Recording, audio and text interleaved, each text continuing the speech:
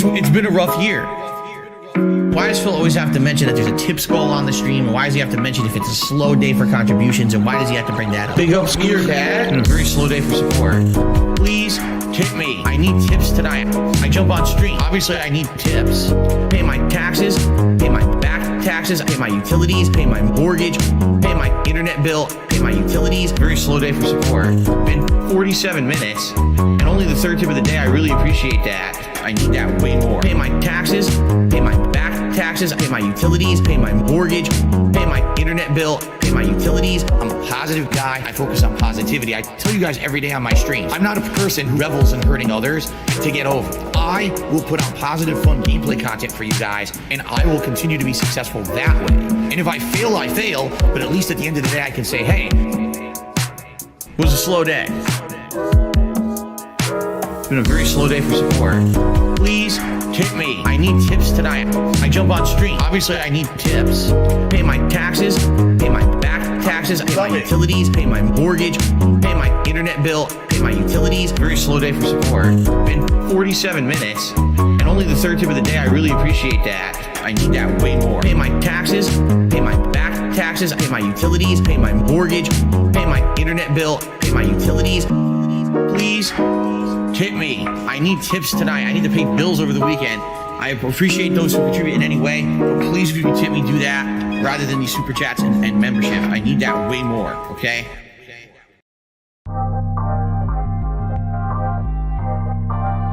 Because you're not rich and you're not famous and you're not this and you're not that. You had an opportunity to be, but you blew it all. And I said, well, oh well. I'm proud of that. I guess I'm proud to be a loser. This one's for all my baby girls. I'll be the guy on level 1. I streamed myself masturbating. I'll be the guy. Fuck life. I'll be the for the thousands of children. I'll be the guy on level 1. You're still on mission 1. I'll be the guy on level 1. Level 1. Married happily, paycheck to paycheck happily, meaningful relationship, meaningful life with a family. And that, by the way, I have to raise money to pay 2 big bills next week. All my utilities are due next week. Tomorrow, if I stop streaming, I would not be able to get a job. So it would be the end of my life.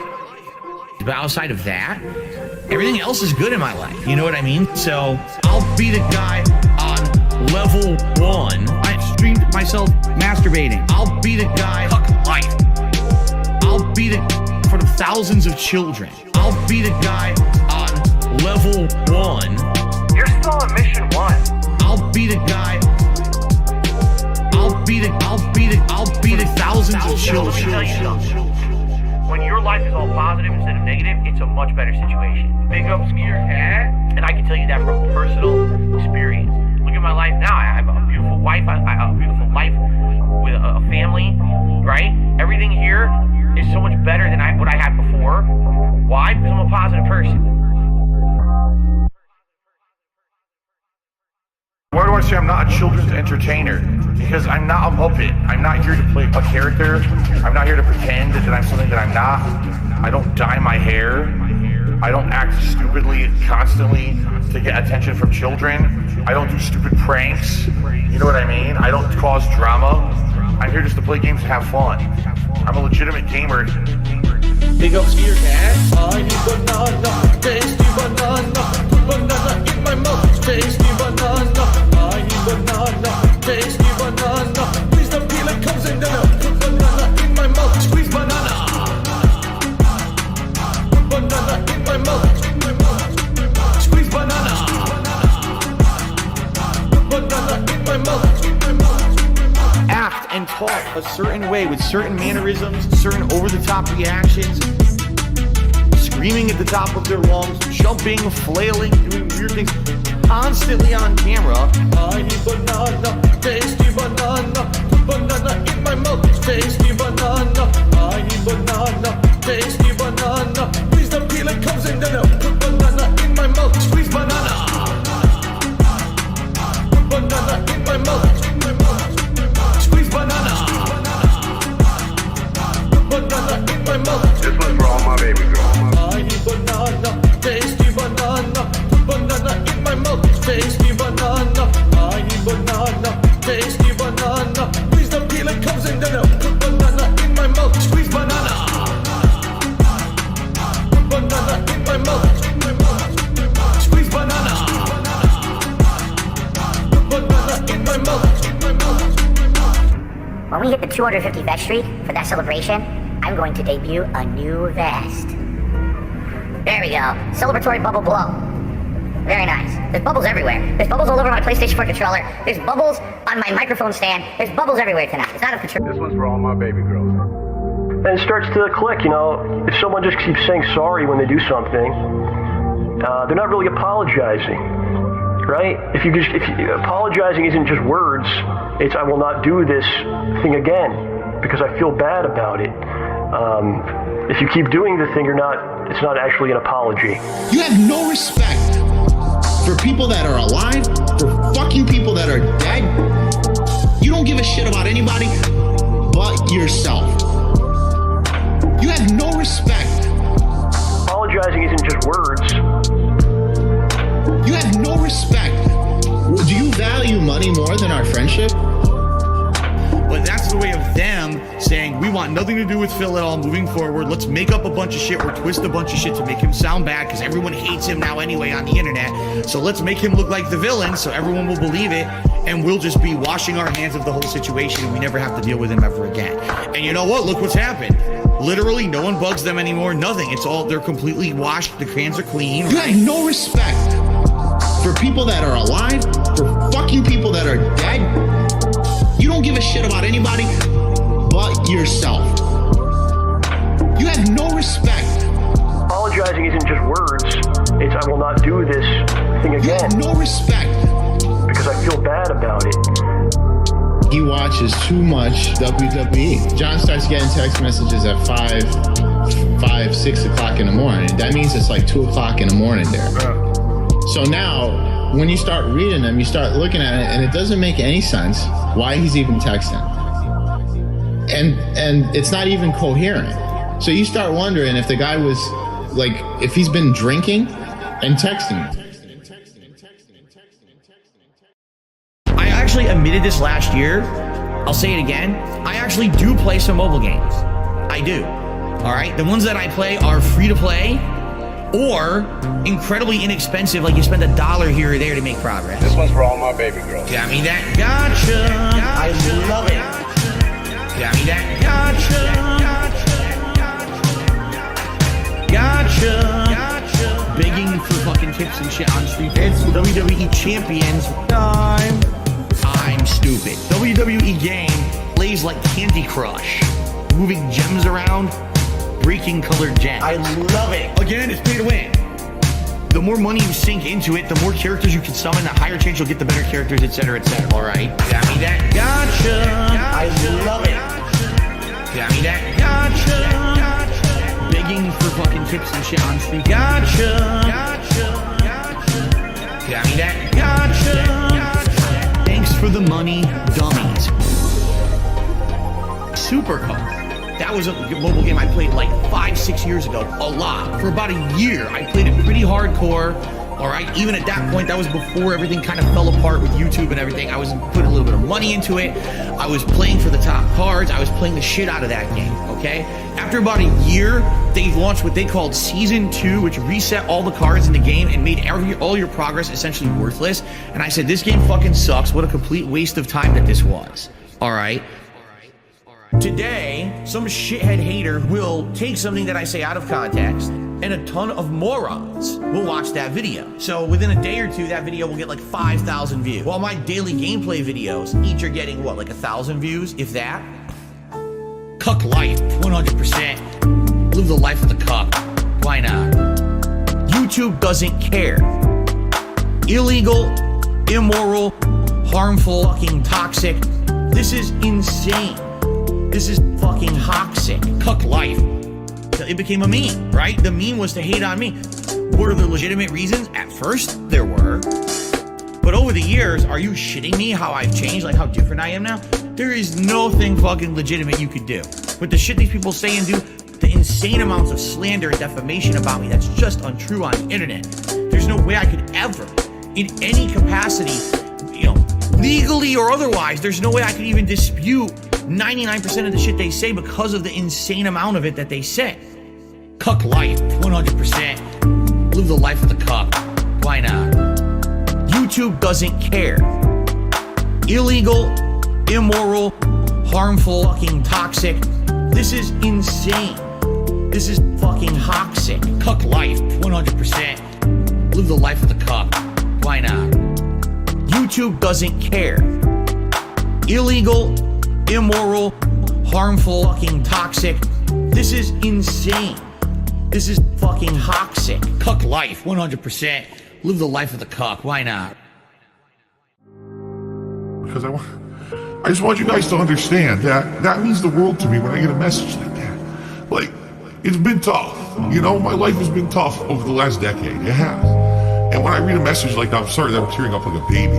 But when I read a message like that, it makes me feel like it was worth it. Like all the shit that happened to me and all the stress and the mental shit that I go through on a daily basis, sometimes, that is worth it because there's people out there who got something out of all of this. It wasn't just some dickhead in front of a camera, doing stupid videos. That it actually meant something to people. And that means the world to me. That there's people out there that, for a decade, that they've been watching me and they've been following me and they've been watching my life evolve and how I become a better person,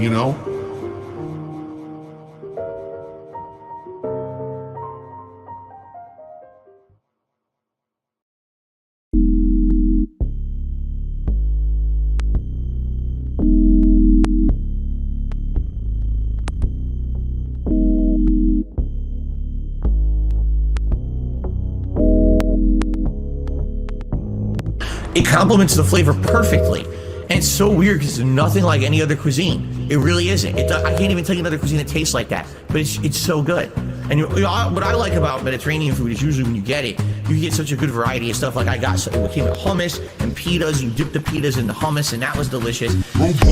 Insanely flavorful chicken. It's not dry. It's freaking give you this dipping sauce, garlic infused dipping sauce. I will tell you guys is thus. Robust. They came with their rice, which is the seasoned rice. That just tastes, again, it tastes kind of different from other cultures' rices. It has peas and carrots, but it's also got this unique seasoning in it that's really good.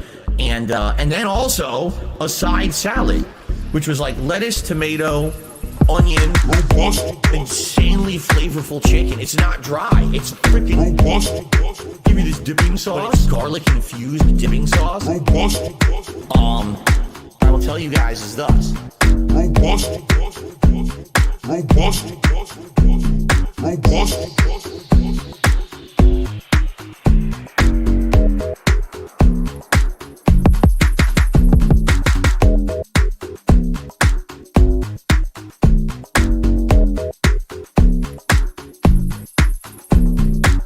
We went and got dinner. Now, this was a double-edged sword.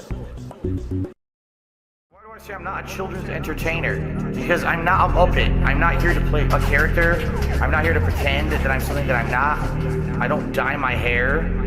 I don't act stupidly constantly to get attention from children. I don't do stupid pranks. You know what I mean? I don't cause drama.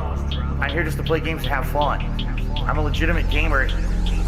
Big ups to your dad. I need banana, tasty banana. Put banana in my mouth, tasty banana. I need banana, tasty banana. Please the peel it comes in then put banana in my mouth, squeeze banana.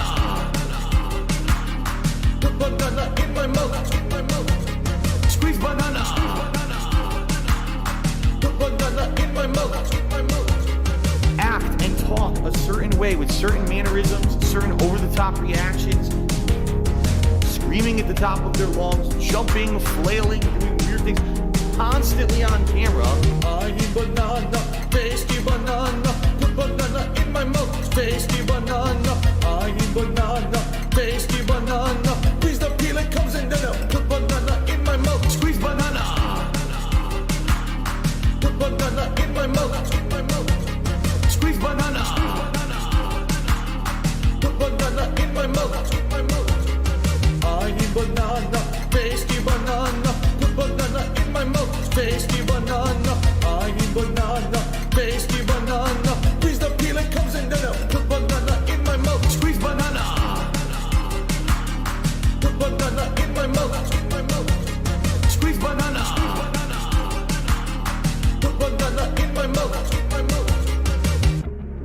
250 vestry for that celebration, I'm going to debut a new vest. There we go. Celebratory bubble blow. Very nice. There's bubbles everywhere. There's bubbles all over my PlayStation 4 controller. There's bubbles on my microphone stand. There's bubbles everywhere tonight. It's out of control. Like exploding in the stream chat. People who, they pretend like they support me. They pretend like they're positive, and they're not. They're shitheads. They sit here and they sneak this, and they say underhanded things. They try to literally bring up either detractor memes or literal drama shit every day. They do it on purpose so that they can try to derail the shit that I'm doing on my streams, you know? And it just gets to the point where it's so frustrating. I just want to have fun, man. I really just want to fucking have fun. That's it. That's all I want to do is have fun with you guys. Fun. Way more fun. I just want to have fun. Way more fun. I just want to have no taxes, bills to pay. Nice chill stream today. You're having a fun and interactive time with me, and you're finding entertainment, positivity, and value in it. Then the support should just come naturally, okay? I just want to have fun. Way more fun. I just want to have fun. Way more fun. Here's the bottom line, and I'm tired of it now. No more excuses, all right? Because the bottom line is people are like, Phil's not engaged in his commentary, and Phil's commentary is boring, and that's why people don't want to watch the playthroughs of the streams. Bullshit. I'm loving this game. I'm voice acting. I'm engaged. I'm commentating on everything that's going on actively. Bullshit. I call massive bullshit on any idiot who says that about either the Watch Dogs 2, which I've been playing recently and really liking, or Pokemon. It's bullshit. I call complete and utter bullshit on anyone who's saying that I'm not engaged and I sound like I'm bored. I'm not. So I've had enough excuses. It just seems to me like people are fucking lazy and don't want to come out to the streams. I don't even know what else to say, you know? Right now, for the next week, I'm literally strapped for cash. The only money I'll have is tips coming in on the streams. And that, by the way, I have to raise money to pay 2 big bills next week. All my utilities are due next week. So now in the next few days, I have to raise money to pay my utilities. And then, you know, see what I mean? Like, this is how it is for me. Yet these shitheads out there want to fucking fuck with me behind the scenes, ruin all kinds of financial shit for me. Then on top of that, make stuff up to try to make me sound like a terrible person on the internet. To make money, I have to pay Ben bills. You know, I have to pay Ben bills. I have to pay Ben bills. I have to Pay my taxes, pay my back taxes. I have to pay my mortgage, pay my internet bill. I have to pay Ben bills. I have to pay Ben bills. Bitch. Pay Ben Taxes, I have to pay Ben bills. bitch. Day to day, tips to tips, to pay bills and things. Eventually things will get better. But kind of stuck right now with how things are. That's why I'm trying to make money. I have to pay Ben bills. You know, I have to pay Ben bills. I have to pay Ben bills. I have to pay Ben Taxes, bills. I have to pay Ben bills. I have to, if you want to sit here and you want to pretend like you're holier than thou, I'm better than those content creators, man. Because I have a job where I work 9 to 5 and I bust my ass at my job and I earn a paycheck, man. And then I come home, see? I'm not on the internet begging for money all day, man. See, I'm better than them, man. No, you're not any better. Everyone's the same. No one's better than anybody else. Get your ass out there and fucking work, bitch. Oh, you're right. You will take the ban. You're absolutely right. You will take the ban. You'll take the ban hard right in your fucking ass. Get the fuck out. You're supposed to be someone I trust, and you're gonna be a dickhead and go behind my back and hurt me and insult me. Get the fuck out. You'll take the ban real hard right up the finger. I'm just going to ban. Why am I toxic? Ban. Gone. Bitch. Fuck you and your mother. Fuck the trolls. Bitch. Fuck you and your mother. I'm just going to ban. Why am I toxic? Ban. Gone. Bitch. Fuck you and your mother. just going to fuck you and your mother. That's right. This is the United States of Phil. I am the supreme being. I make the rules. What I say goes. This is my land. A nice lean-in manual. Now, just because I can, I'll issue a lean-in manual ban. Banned, banned, banned, banned, banned. Why am I toxic? Banned, banned, banned, banned, banned. Gone. Bitch. Fuck you and your mother. Fuck the trolls. Bitch. Now, just because I can, I'll issue a lean-in manual ban. Banned, banned, banned, banned, banned. Why am I toxic? Banned, banned, banned, banned, banned. Gone. Bitch. Fuck you and your mother. I'm just going to fuck you and your mother. Alright guys, how about this? How about everyone relax and let me play the fucking game and stop derailing my stream? Maybe I don't give a fuck that someone maybe in here who you're accusing of being someone else who was previously banned. Maybe I just want to play the game and I don't fucking care about you guys derailing. Like, there's people watching the stream right now, they're trying to watch me play the game. Here's everyone in the chat. There's someone in the chat who's someone else who might have been previously banned. They might be saying racist things to do that. Shut the fuck up. Shut the fuck up. I'm looking at the chat for the last 5 to 10 minutes. None of that is happening in the chat. None of it. It's just you guys screaming. Hey guys, Kid Flim, I'm lasering you. Shut your hole. You work hard these days, man. Obviously, you're knackered these days from the work gear day, so you work harder than me. I sit in my arse all day with my work. And then I sit in my arse all night fucking playing DSP Bingo, so I'm definitely the lazy bastard of the two of us, Kid Flim in Scotland anyway, so yeah. Hope everyone is doing well today. Hope everyone's enjoying their weekend. Hope everyone's having a grand old time in the sun. Or whatever kind of weather is, wherever you are in the fucking world. I was going to say, Phil's not awake yet. We're getting to the point, usually it's like stirred, but it seems like the pig roach is still sleeping, it seems. I've seen no tweet, and there's been no comment in the stream either. Dark Side of Phil says his stream was good, kicking lunch for the children. The children. Let's get bingo. Okay, I'm glad the stream went well. I've seen like wee snippets of it here and there, but I've actually been a wee bit busy today. Just getting some things done, but yeah. But yeah, it's interesting that Phil's not even stirred yet. It's just his chat's barely got anyone in it. It's just saying hello to early viewers, but there's no sign of Phil. And it says nothing on his bloody Twitter either, as far as I can tell. His last thing from 12 hours ago. Hang on, 12 hours ago. Was Phil like at 6 AM uploading his schedule? Nah, what am I thinking 6 AM? I'm thinking I'm on UK time.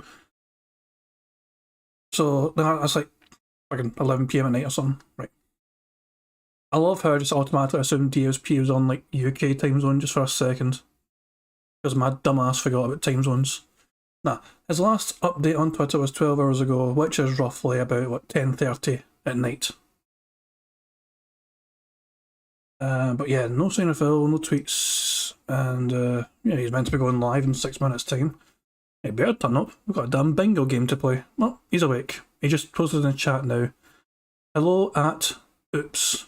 He actually messed up trying to say hello to people. So, a dumbass has got off to a great start. His drunken fingers already make mistakes in his chat. In fact, I might even do the courtesy of seeing his chat. There you go. DSP's dumbass right here. I like how you can't see my mouse. I don't know why OBS does this, how sometimes you can see a mouse cursor and sometimes you can't. Like, obviously you can tell what it is, kind of, because I'm on the chat on screen going up and down Phil's messages, so you can see the wee 3 dots up here. But I don't know why the mouse is fucking invisible sometimes, man. I wish I knew what OBS setting that was so I could... It must be some kind of keyboard thing that I'm pressing every time, and sometimes it shows up and sometimes it doesn't. It's bizarre to me. I might need to Google it later on. Might be a source versus window catcher. No, sometimes it'll come back and sometimes it won't. It's very weird, but I'll check that shit out. It's not a massive issue, but sometimes I'm trying to point something out and I'm using my mouse to point it out. It's like, where the fuck's the mouse? It's like, it's over here somewhere. Anyway. But guys, let's get prepared early on, right? Let's get everything set up and prepared early on. The bingo, the card. We have a whole bunch of stuff in here. We need to pick a bingo card. And who should pick the bingo card? I might just pick some poor bastard to pick it for me this time rather than just let it be random. Who should I pick to pick the bingo card? Which poor sucker wants to be responsible for picking the card today? Do I Phil? I'm not going to fucking masturbate on stream. Fuck off. I'll wait until after stream to play hanky panky. Oh, bloody function bingo card. Not me, please, not me. Please, not me. Right. Ed Flim. Pick something for the bingo. It's up to you, Kid Flim. You've got to pick something for the bingo card. And let me remind you of all the choices on the bingo card by showing you the notepad file. Pick something from this ridiculously exhaustive list of phrases, words, and actions. Kid Flim, it's all up to you. Pick something for us to pick our bingo card today from this big, massive, annoying list.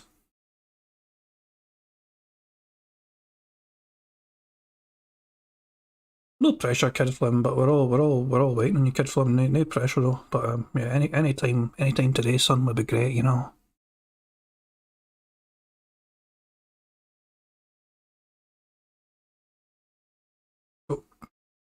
Pick one thing, Kid Flim.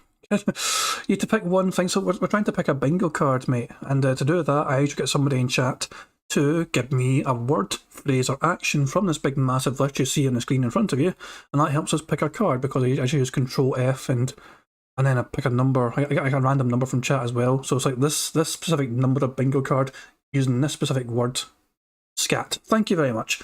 Anyone in chat, give me a number. Anyone at all in chat, give me a number between 1 and 249. So everybody in chat, give me a number between 1 and 249. 50. Thank you very much. 50 was the first number I saw in my chat, so 50 is the number we're going to go with.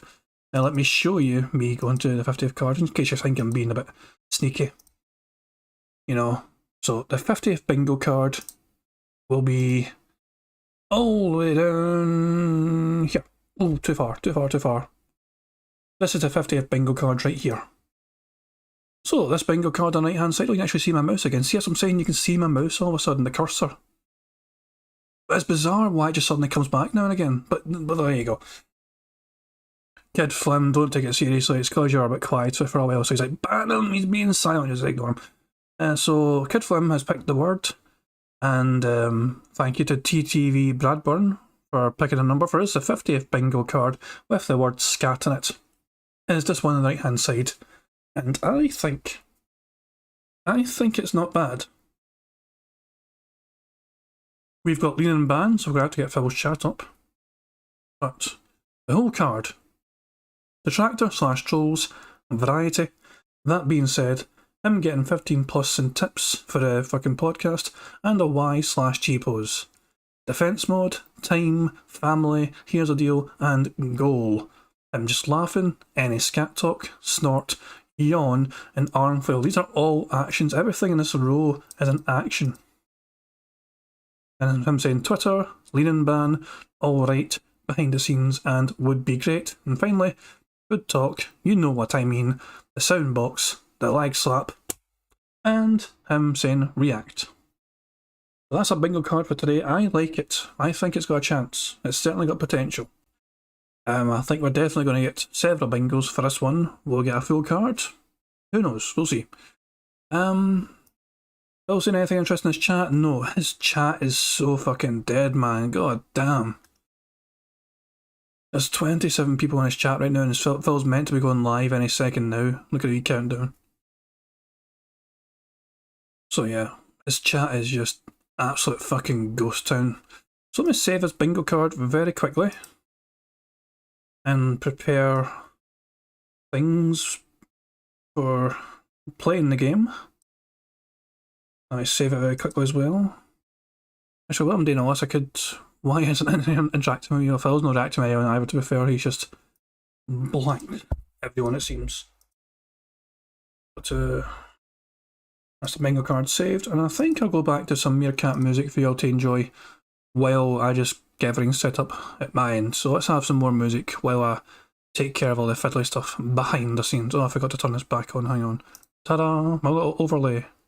Now people can see my recent super chats, recent donations, and my recent subscribers. So yeah, just in case anyone wants reminding, and you can super chat me, you can tip me, and also you can subscribe to me as well. And if anyone does that, the wee notification pops up on the screen doing the money, yeah, that wee contribution tune that we all love so much. And yeah, I'm definitely playing that before we start the bingo, by the way. It's the damn favourite wee detractor tune, for sure. But for now, let's enjoy some more detractor tunes by Meerkat Mob. Now what does the sugar do in the sauce? Adds sweetness, adds a contrast. If you don't, it's all going to be tartness, and you won't have any. It's going to be acidity from tomatoes. Right, you'll have tart and it's acid and nothing else. All right. So now we got to stir all that in, and then we add our final ingredients, and then the meat. This one's for all my baby girls. Italian wife. Italian wife. Italian bills. Italian dark side fit. Italian wife. Italian wife. Italian chill. Italian can't give her a pill. I'm half kind of European mix. European style, Asian fusion style, tips, greasy hair, pasta once a week. The authentic style, Asian fusion style, Italian. Guess what else we're gonna add? What? Sausage. Italian sausage. That's gonna go in here too. I love sausage. I have had many varieties. Italian wife. Italian wife. Italian bills. Italian dark side fit. Italian wife. Italian wife. Italian chill. Italian can't give her a pill. Why do you pretend to be Italian? I don't. I'm not full-blooded Italian. That'd be ridiculous for me to claim. I am a quarter Italian. I am 1/4 Polish, and then I'm half kind of European mix.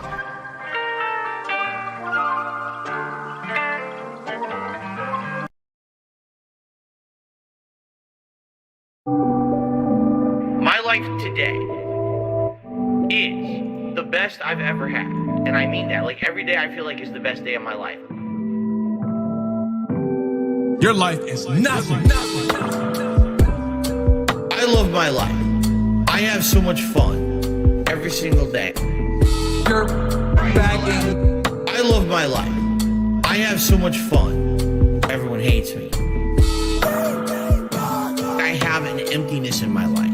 Oh man, there's something huge missing from my life. I need a large group of friends. All I do is sit around drinking gin all day. Ladies and gentlemen, I play mobile games. Yes, I spend money on mobile games. I love my life.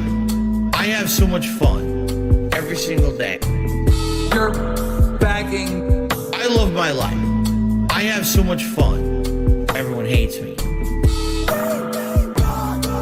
I love my life. I have so much fun every single day. You're bagging. I love my life. I have so much fun. Everyone hates me. You're still bagging for $10 donations and $20 donations to pay your electric bill, to pay your fucking rent, alright? I get it. I'd hate me too. See you, Phil. Have a good one. Right now, for the next week, I'm literally strapped for cash. The only money I'll have is tips coming in on the streams. And that, by the way, I have to raise money to pay 2 big bills next week. All my utilities are due next week.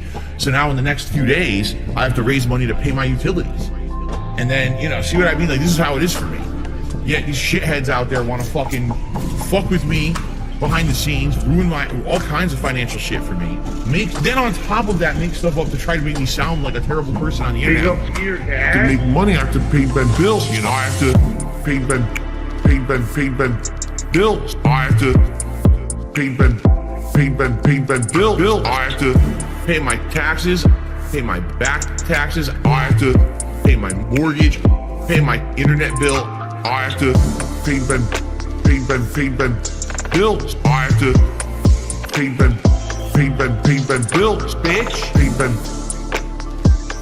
taxes. I have to pay Ben bills, bitch.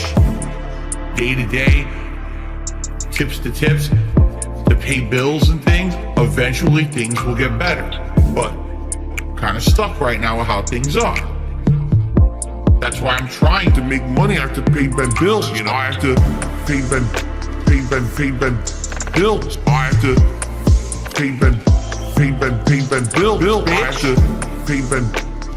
pay Ben taxes. Bills. I have to pay Ben bills. I have to. If you want to sit here and you want to pretend like you're holier than thou, I'm better than those content creators, man. Because I have a job where I work 9 to 5 and I bust my ass at my job and I earn a paycheck, man. And then I come home. See, I'm not on the internet begging for money all day, man. See, I'm better than them, man. No, you're not any better. Everyone's the same. No one's better than anybody else. Get your ass out there and fucking work, bitch.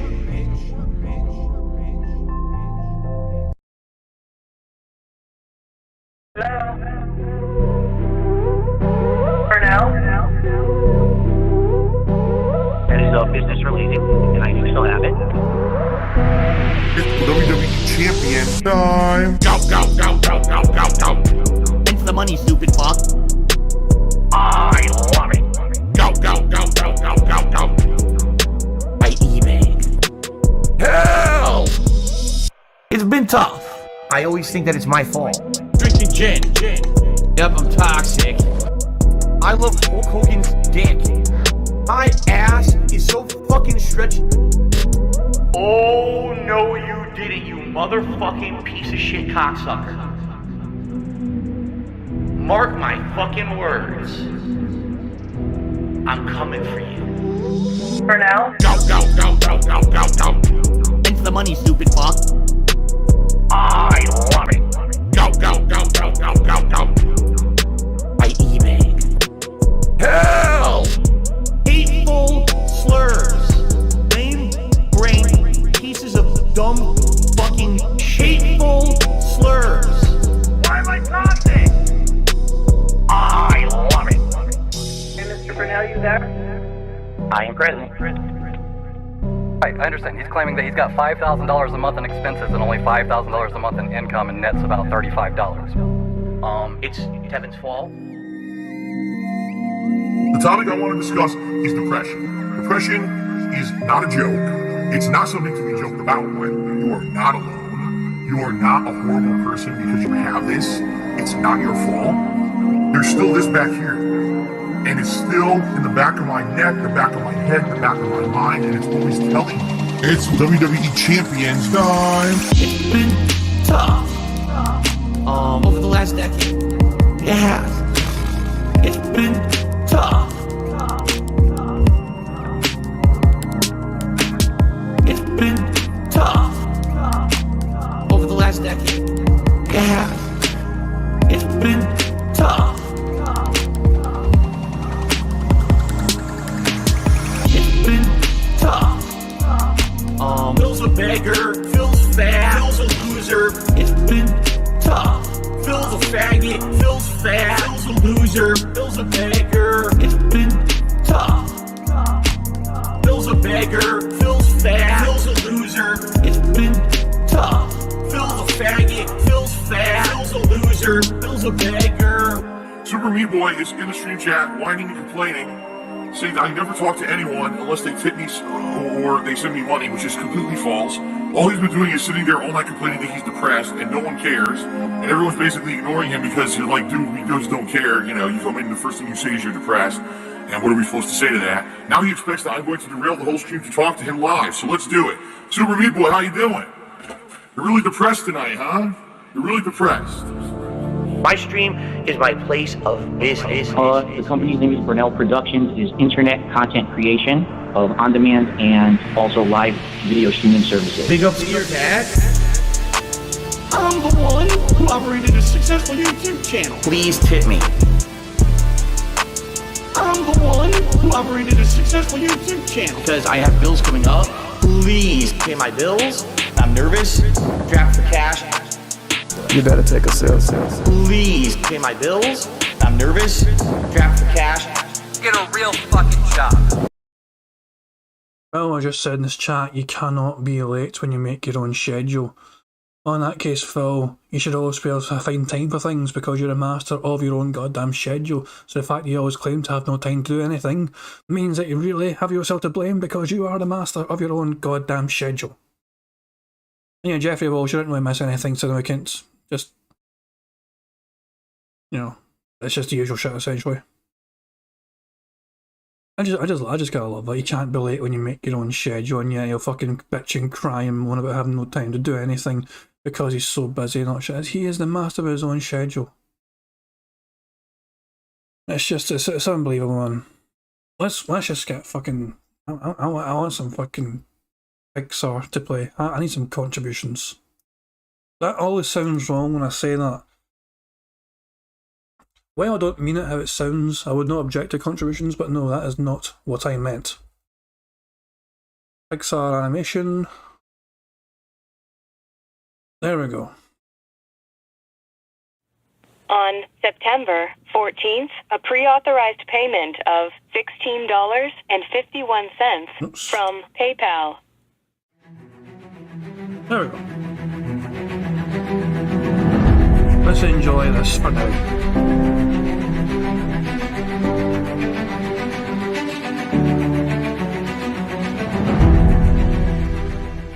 Alright, Luna Mills has tipped me $1.30. It says, I'm back. What's your favorite type of shower?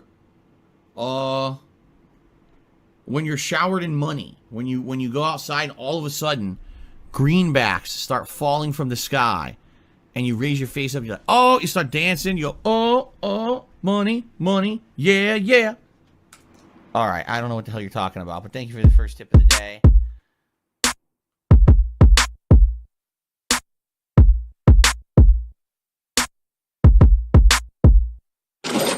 Money, yeah. Money, oh, money, yeah. Money, yeah. Money, oh, money, yeah. These contributions are mandatory. Money, yeah. Money, oh, money, yeah. Money, yeah. Money, oh, money, yeah. These contributions are mandatory.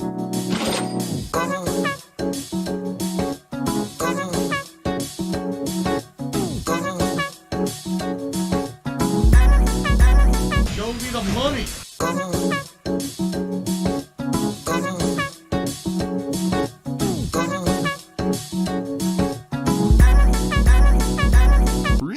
Money, yeah.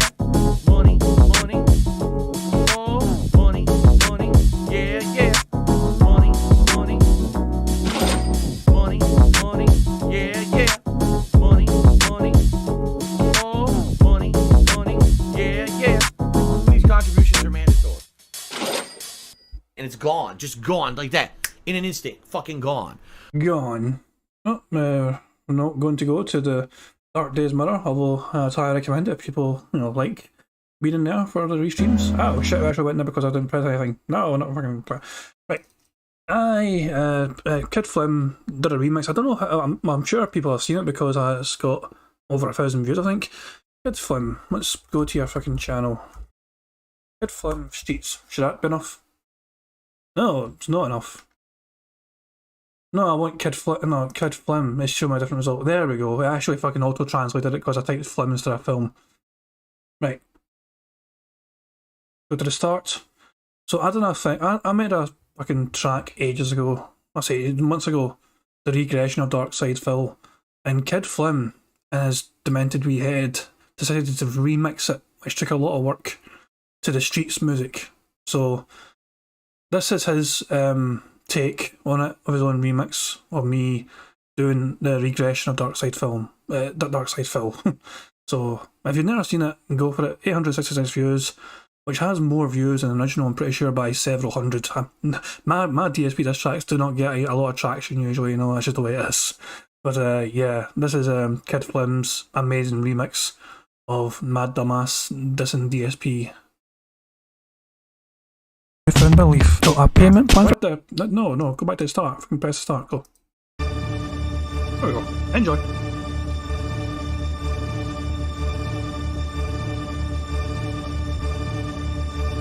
Hey guys, King Jad here. I thought I'd do a brief rundown of DSP's devolution over his time on internet. Here's my spin on it. I hope you enjoy. So back in 2007, Phil Burnell was 25, and that is when Darkside Phil's YouTube channel first went live. After work he plays games and then he'd turn his camera on and just play for fun with not a thought of what would be his next con. But in 2010 he got his candy ass fired, hasn't worked a real job since, he might as well be retired.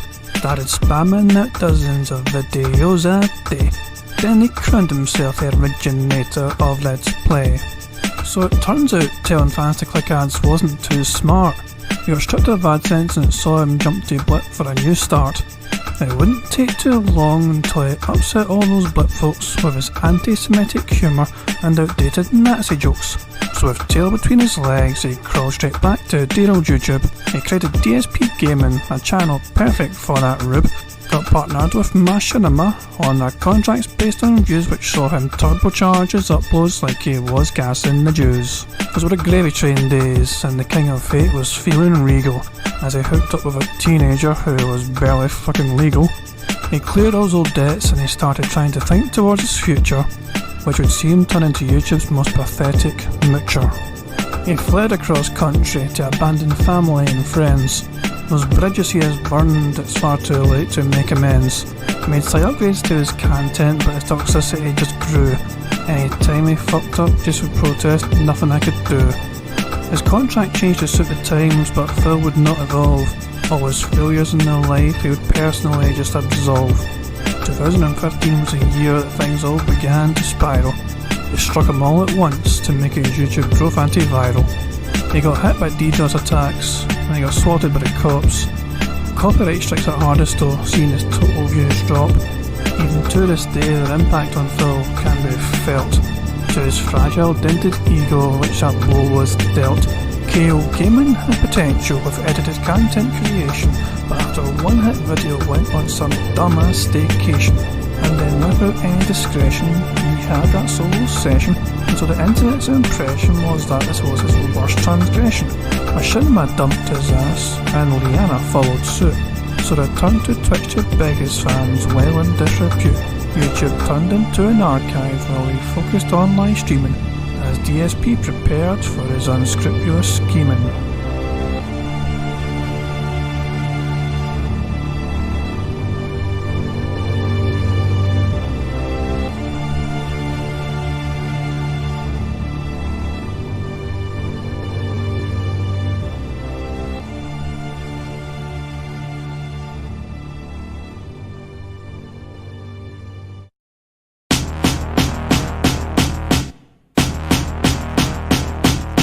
The fan support was vital so that Phil could save the house, but instead he used up those funds to move in his future spouse. Was the first of many secrets Phil would keep from loyal fans, and no questions were allowed in chat which would result in bans. The detractors were the enemy, were criminals and thieves, as our videos were what the common YouTuber believes. So he begged and begged and begged some more, emergencies galore, never mattered how much fans would give, would always ask for more. So Phil announced a plan to visit home to see his folks, but it really was a plot to pull off, and cheap wedding hopes.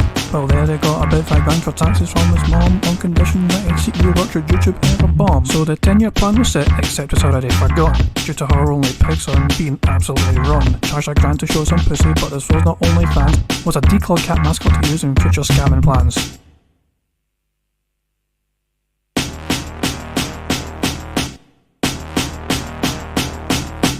Phil had a ceiling on the day he could accrue, and he had to declare bankruptcy just so he could pull through.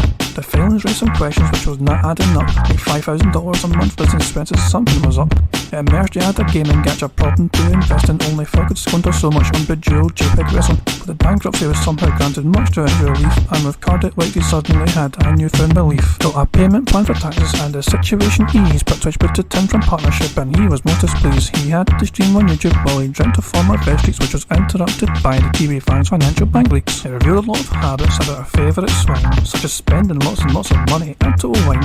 Then there's $30,000 on Nigel's microtransactions, which Phil had no defence to, so he just ignored his infractions. We could see how much it earned, we could see how much it spent. The tractors broke it all down to the very last cent. It seemed to prove a lot like where all that money went, like straight to scrope away for a WWE Champions event. So Phil turned into what he claims to really despise, as he begs for likes and comments from his current demise. But the truth is out, he spends it faster than he can earn. Live within your means is something he could never ever learn.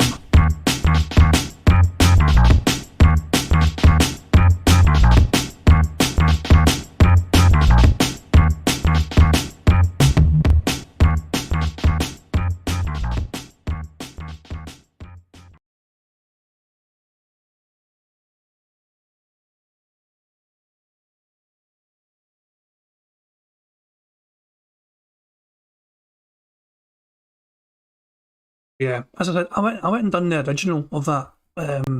Fucking, you know, back in like, I didn't know whenabouts it was. Like, hang on, I didn't know. Fuck, I didn't know. I didn't know what to search. I was going to close this link, but yeah, that's the video to there. As I said, that's the remix that was made back in February. As I said, but I've done a bunch of different Daft Wee diss tracks. And that remix one definitely hits hard for sure.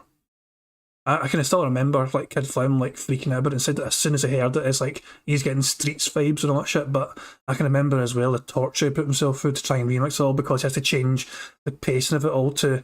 It's not just a case of just throwing my lyrics in to the, you know, my acoustics, you know, what do you call it, the a cappella version of me singing just into the song, and that's it. No, I had to slow down shit and adjust it, you know, and I had to do so much fiddly crap to make it all work and make it bang, you know what I mean? So he put a lot of effort into that remix. So yeah, he definitely deserves a lot of plaudits for making mad dumbass diss tracks kind of bearable. So yeah, it definitely hits hard for sure. But there you go. But yeah, I've done a bunch of different diss tracks. I've not actually got anything new on the horizon. I was tempted to do something new. In fact, let me see if I can very quickly share it with you guys. I've got a wee brief snippet. What would it be? It's media source technically. 2 seconds, guys. Let's see if I can very quickly show this off on the fly. OBS is being so weird right now. It's going so slow. Why? Start of untitled thing I won't complete. So I might just start playing automatically. Hang on.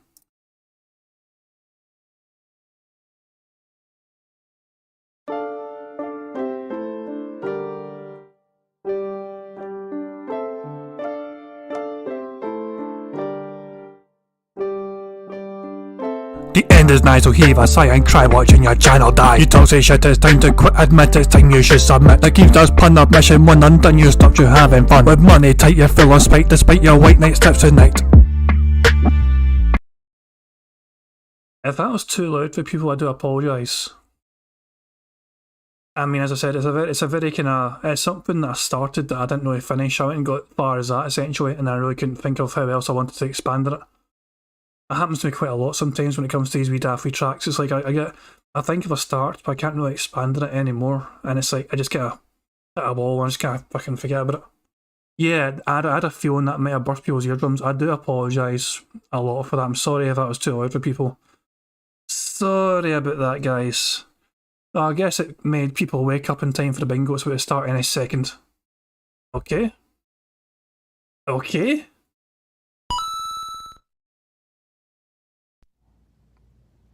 Darksea Devil. Is that how you say it? Darksea Devil? There's a Darksea Devil or Darksea Devil. Hi, my name is what? My name is who? My name is Dark Sea Devil. Hi, my name is what? My name is who? My name is Slim Dark Sea.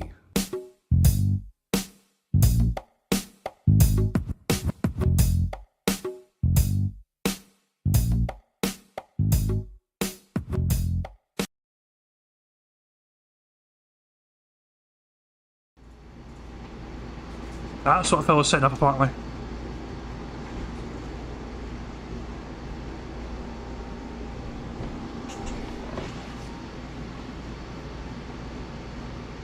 Oh, didn't see you come in. How you doing, everyone? Welcome to the Level 1 podcast. I'm Dark Sea Devil. Oh, that is so funny. Oh my God. How you doing, everyone? Well, that was a really interesting way to start today's podcast. A little messy. And what I mean by that is I don't have that as a local file yet on my computer. I had to screen capture it off of YouTube. But I should have that soon as a file that I can just play here on the Level 1 podcast. So shout out to Spartanius One. Let me just rewind that for a second, just to... How you doing, everyone? Well, that was a really interesting way to start today's podcast. A little messy. And what I mean by that is I don't have that as a local file yet on my computer. I had to screen capture it off of YouTube. But I should have that soon as a file that I can just play here on the Level 1 podcast. So shout out to Spartanius One, who apparently was the person who paid for that cameo video to be made over 2 years ago by Andy Dick, the comedian. And, you know, we've heard about this over the years that, you know, basically Andy Dick had absolutely no idea what he was talking about when he did his cameo video. Did zero research, didn't even pronounce my name right. It's a pretty funny video. And so this is an edit of that to do a cool intro for the podcast, which I like. And the thing is, this is nice and quick, but undoubtedly maybe there'll be, you know, some tweaks and variations over time. I don't even have it ready for the show. Like I had to, like I said, screen grab it from YouTube. And what I'm going to try to do is get that as a file I can just play on the podcast. But pretty good, huh? It's a pretty good start, I would say. Certainly better than the dead air, right, that we've been starting with. So welcome everyone to the Level 1 podcast. Today is Saturday the 16th of July 2022. How are you doing? I hope that you're doing well, and so far the week is treating you well, and you're ready for some streaming fun today, because we've got a lot to do, a lot to talk about on today's podcast, a lot of gameplay coming up today, which is fun. But today is kind of a really chill day, and what I mean by that is everything today is going to be, I feel, more relaxing, more interesting, no pressure to make big progress, no multiplayer stuff today, which is always a good thing. And based on how today goes, it may actually determine what we end up doing tomorrow night on the late stream. We'll talk about this in a moment as we get into the schedule for the rest of the week. This is basically kind of the calm before the storm, because there is new releases coming out starting this Tuesday, 2 new releases actually on the same day that we'll be checking out together. So we will have finally some new games, new release games, I should say, in the rotation for the first time in a long time. It's been a while since we've had new release games because there just haven't been any. Not to say that's a bad thing. We were having a ton of fun playing all these retro games over the last month or so, right? Like really, it's been about a month now that I've been juggling all these classic playthroughs of Castlevania and Sonic the Hedgehog, and now we're into games like Final Fantasy VII and Fable, and we're having a great time, right? So hope that you guys are enjoying it as much as I am. But yeah, after a while, you're kind of like, all right, so great, but what gives? Where's the new games? We like it when Phil plays new games, and finally we're going to satiate that craving this week a bit, which is exciting, okay? So we'll get into the schedule in just a moment for what we're doing for the rest of the week. Keep in mind, this is an extended streaming week for me, meaning I'm here for 5 more straight days, including today. Normally, my streaming week is around 6 days. 7 straight days of streaming this week, okay?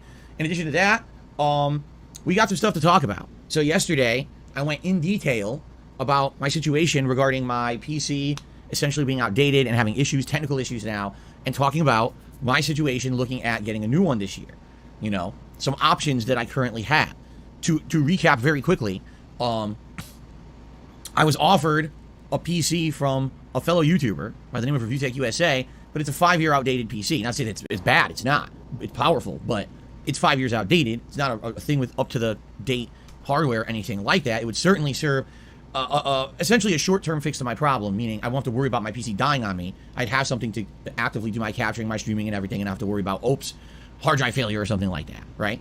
But ideally, it's not what I want. I want something new and fresh that's going to future-proof. I don't want to be upgrading frequently.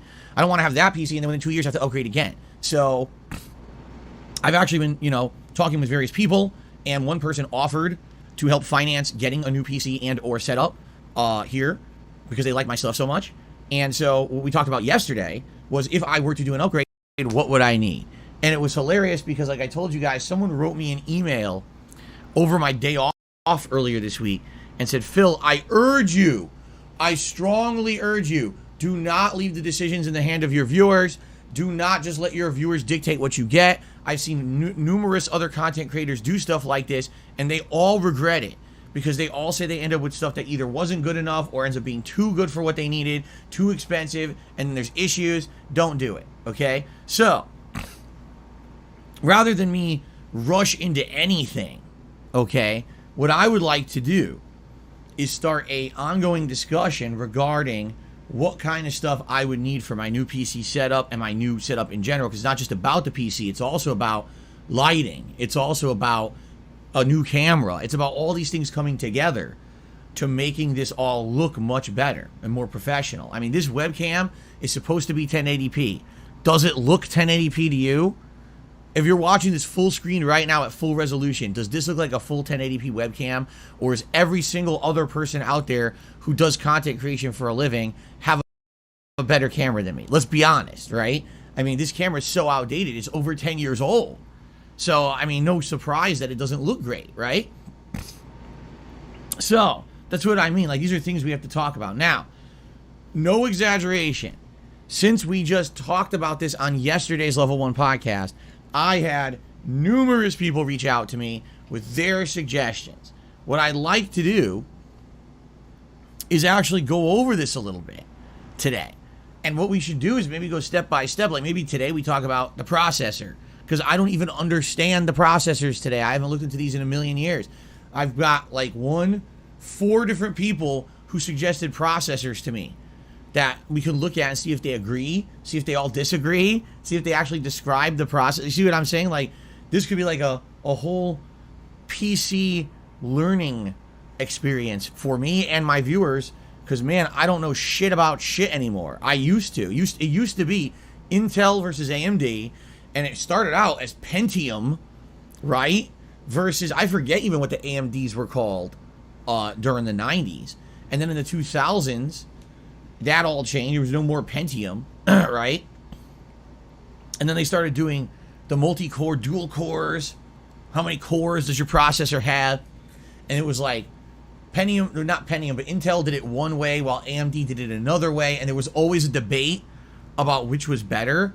Ultimately, I think at a professional level, most people at that time agreed that Intel processors were better and they were a little bit more pricey than the AMD. But basically, if you bought an AMD processor and you tweaked your computer in a good way, you could essentially get the same performance out of an AMD processor as you could out of an Intel. But this was like a ridiculously long time ago. I mean, we're talking 20 years. A lot changes in the realm of PCs. Who knows what the heck is at the top or bottom of the spectrum today? I don't even know. Is there another company competing with Intel and AMD, or are they still the two head-to-head? I don't even know. I have no clue. I'm an idiot. Okay? So, this will be interesting. We'll talk a little bit, well, not a little bit. We'll probably have a whole segment about this on today's Level 1 podcast. Okay? So, excuse me. I hope you're all having a good weekend so far. My first 2 streaming days this week have been great. We've had chill fun with Final Fantasy VII and Fable Anniversary. We've had some interesting night streams for sure, finishing Zelda 2, doing impromptu Q&A, doing some Capcom Fighting Collection last night, which, by the way, this was so funny. So last night, we're doing Friday Night Fights, which is my weekly late night session of old school Street Fighter, okay?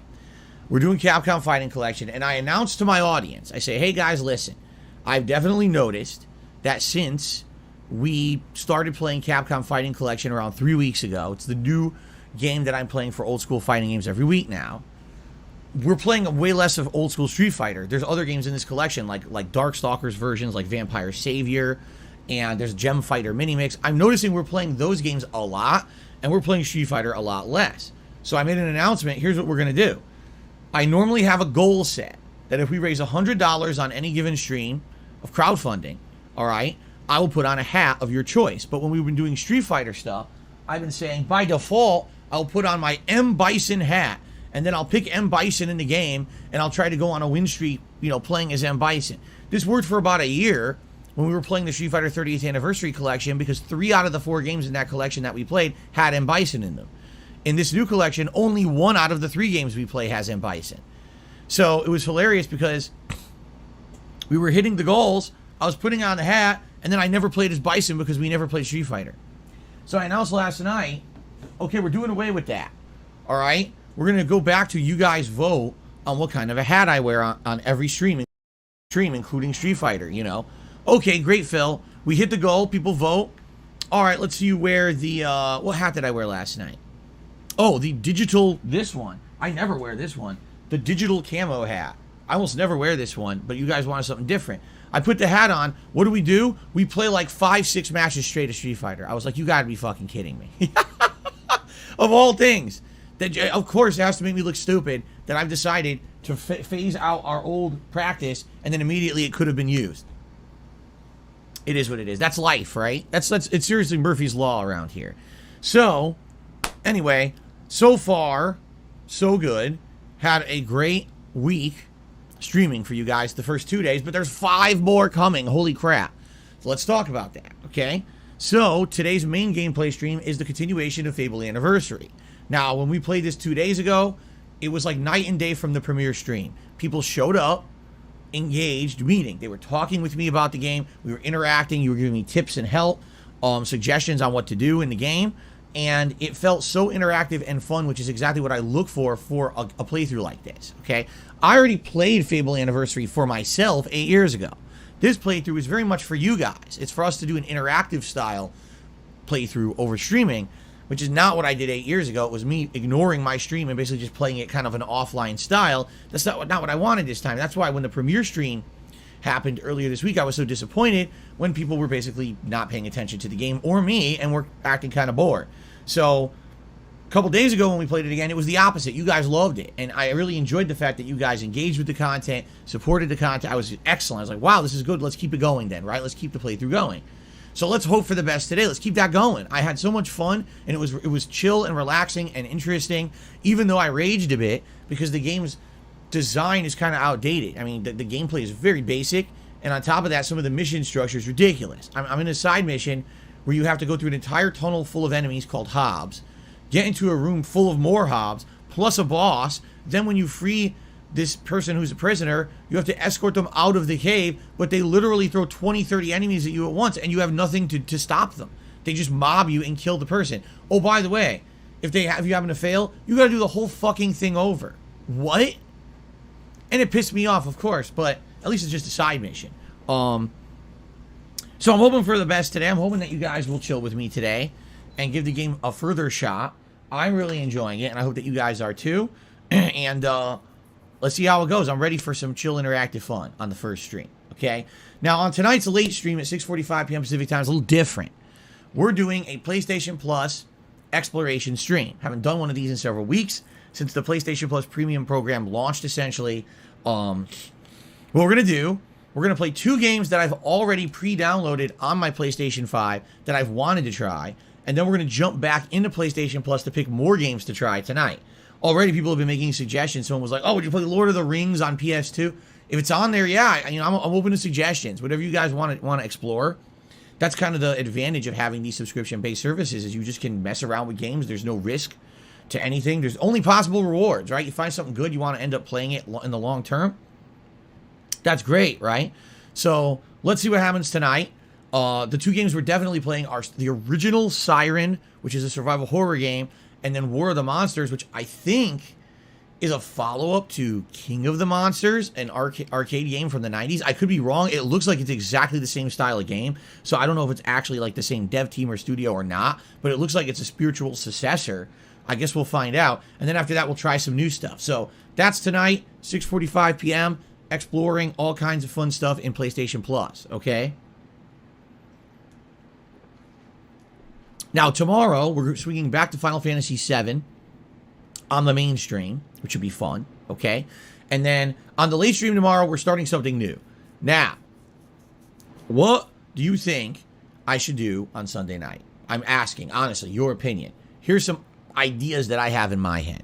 Idea number one, we could start up a playthrough of Super Mario Bros. 2, the English version. And what I mean by that is, Super Mario Bros. 2 in Japan was very different from what it was outside of Japan. In Japan, it was just a sequel to Super Mario Bros. 1 that played very much like it, had the same graphics. It was just meant to be like an ultra challenging version of the game. While worldwide, they actually felt that game would not do well. They thought it was too challenging for a worldwide audience, so they released a totally different game called Doki Doki Panic, and they skinned it to have Mario characters in it. It doesn't have Mario music in it. It doesn't have much Mario gameplay at all. It's a completely different animal. It's still a great game, and I owned it on the NES back in the day, and it was actually one of my favorite NES games of all time. I played the hell out of that game when I was a kid, but I never knew it wasn't Mario 2 until much later. So that would be interesting, because I've never played that before. And by the way, if I play it, I will not cheat. What I mean by that is no warps. That game has so many ridiculous warps that you can skip ahead, but when you do that, you miss out on a lot of the gameplay. So I'm not going to do that. Instead, I'll be playing it legit and trying to beat each stage normally so that we can see the entirety of the game, all right? So that's an idea. That's one idea I have, okay? Another idea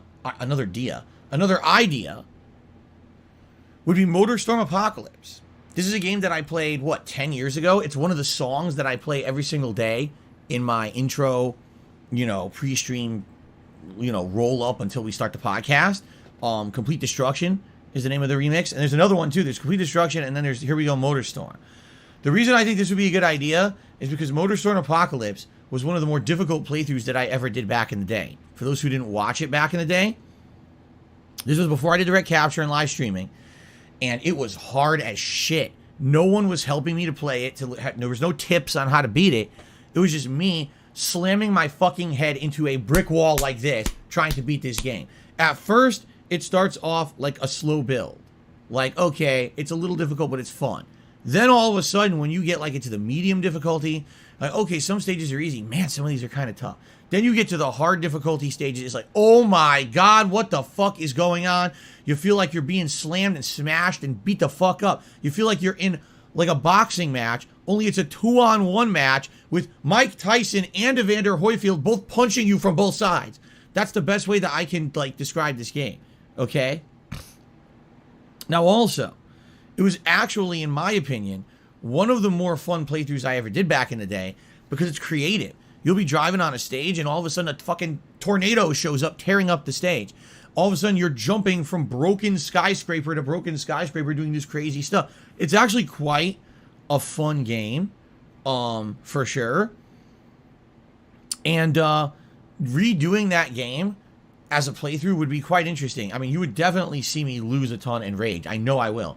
Now, I tested this game streamed over PS3 service, because you cannot download PS3 games. You have to live stream them via the PS Plus premium service. It worked really well. I played the intro stage and it worked fine. So this could be a playthrough that we do. I think it would be fun. Or tonight we're jumping into PlayStation Plus further, right? Maybe one of the games we play tonight, maybe you guys will really like Siren or War of the Monsters, or another game that we tried tonight, and maybe that would be a good suggestion for a playthrough. All right. Essentially what we're trying to do is find a game where there's absolutely no commitment to rushing through it and beating it in any kind of a short period of time. Something that long-term can be like a night stream that I balance with all my other playthroughs. Okay, that's what we're looking for. So, need to get this idea. We need to figure out what I want to do. All right. Starting tomorrow night. Okay? Then on Monday. Basically, Monday is you pick what I do day. Excuse me. What I mean by that is, you will have control. I'm going to probably do a poll where you determine the 2 games that I play on Monday. It's either going to be Fable Anniversary or more Final Fantasy VII on the first stream, okay? And then on the late stream, it's either going to be a second session of whatever I started on Sunday night, or it'll be more Capcom Fighting Collection fighting games, okay? So it'll be your choice. So I'll likely do that as a poll overnight, Sunday into Monday, and you guys will probably vote on the community tab here of DSP Gaming to determine what it is that you want to see. All right? So what I would say is, right now, start thinking about what you want tomorrow night. And I don't think we'll have a clear picture of what we want to do until I finish tonight's late stream, but get an idea, and then I need to decide what we're doing Sunday night, and then if we're, again, you'll determine if we do it again Monday night or if we do fighting games, okay?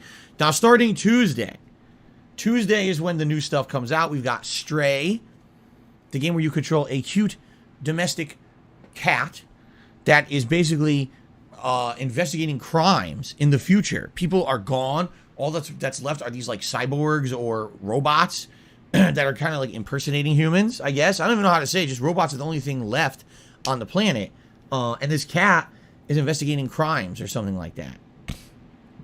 Certainly looks like an original premise and an original game, which is great. Originality is good in the modern era when most games are just copying each other. This one actually looks like it's doing something completely different. And then we've got As Dusk Falls, a narrative choose-your-own-adventure style game involving, I believe it's supposed to be a family that gets wrapped up in some kind of a crime or robbery, and then this just spider webs out like a butterfly effect style deal story with dire consequences for various characters depending on your choices. Apparently this game has people working on it who worked on Heavy Rain, and even an actor from Heavy Rain is in the game. Scott Shelby, the detective, is in the game as a character. So this is a pretty awesome day because we're going to have a good variety of new stuff on my streams, and I'm going to be doing that both on Tuesday and on Wednesday. All right, so 2 days of fun new release content this week coming up, all right? And then Thursday will be my day off, and then when I come back on Friday, essentially what we're going to be doing is one of those new games as the daytime stream every day with various different things at night, like Friday night fights on Friday, then maybe alternate between. I don't know if we'll do Final Fantasy or Fable as the night streams. We'll see, okay? So, good stuff, right? It's a good week coming up. I hope that sounds good to all of you. No, Plum Girl, the actor who plays Scott Shelby, plays an actual character in this new game. It's him. He's an actor. He acts out in this game. It's not Scott Shelby. No. Can't be Scott Shelby. Scott Shelby dies at the end of Heavy Rain. So it's not actually Scott Shelby the person. It's the actor who plays Scott Shelby playing a new character in this game. There you go. Okay. All right. So I hope that sounds good to everybody. All right. Good variety of stuff this week. Trying to check off everything on the list in my head, the mental list. Members, thank you guys for your support recently. We are at 548 members out of our 585 members goal for the month. We already hit our tier 1 members goal, so we already have a reward on deck, which is What's in DSP's Closet, a special event, a marathon style event that is, where I'll be cleaning out my closet here, which I've not done in 8 years since I moved here. Okay? There's so much stuff in there. And it's going to be fun going through those bins, looking at different collectibles, maybe some old games I still have, accessories that probably have zero use, things that maybe I can add to the setup behind me, things that maybe I want to throw out, things that maybe I can like go trade in for trading value at like GameStop or something. We'll see. But this should be good. T-Zoc, I don't even care if this is true or not. I'm just banning you now. I seriously don't. He's an asshole. He's trying to spoil games and shit, so fuck off. Okay, so, all that being said, this should be exciting. It's an exciting event, tentatively scheduled for July 30th, a Saturday. All right, so not this coming Saturday coming up, but, well, wait a minute. Let's think about this. Not next Saturday, a week from today, but 2 weeks from today. There you go. 2 weeks from today, it is What's in DSP's Closet, the special event. Okay? Chris says, would I be willing to play any of the games that I potentially find? Here's the thing. Depends on the games. If it's a game that's like an Xbox 360 game, a PlayStation 3 game, I guess. Xbox 360 games, can't you just put those into either your Xbox Series X? You know, I think you can still play those if you put them in. But I don't think, like, PlayStation 3, excuse me, I would have to get up and running again. I haven't used mine since, like, late last year. I don't know. And the thing is, I get the feeling if I have anything in there, it's probably old games. Like, I probably got some old shit that I can't capture. You know, I do all direct capture now. So, ultimately, we won't even know till we look what's in there, right? So, anyway, that's going to be an exciting event. We'll also have a Feasting with the King and maybe some other special stuff based around it. That's in 2 weeks. We'll talk more about that as we get closer to it. Okay? Cool. That was our Tier 1 reward. But then, because we hit the members goal... Oops, what did I click? I clicked the wrong thing. Because we hit our members goal so quickly this month. We had a Tier 2 goal, in effect, of 585. And that's been a lot harder. We really haven't made slow progress. Are you surprised that we're not gaining new members when there's no new games? No, I'm not at all. How do you gain new members when there's no games out at all, right? It's like, so maybe this week with Stray and with As Dusk Falls, maybe we'll see some kind of an increase. Maybe not. We probably won't see any significant increase to members until more high-profile new games start coming out, and that doesn't even happen until like late August, September. So, you know, what can we do? All I can tell you is, if we do hit 585 members this month, first of all, think of all the benefits you get being a member of the channel. Chat crown badge to show you're a member and you're a supporter. Highlighted name in chat. Not having to listen to the slow mode rules of the chat. You talk as much as you want. Getting access to all of my emotes. Getting priority access to special events. For example, we just did Viewer's Choice. Members were able to exclusively nominate and vote on a game into the Viewer's Choice poll. And as I told you guys, one playthrough that we're likely doing over the summer is Batman Arkham Asylum Remastered, and that's the game the members picked. You see? In addition, for Ask the King, when I do my bi-monthly Q&A show, members get high priority to get their questions answered. I just did Ask the King last week. The vast majority of questions that I answered were for members. So there's many benefits to being a member of the channel, all right?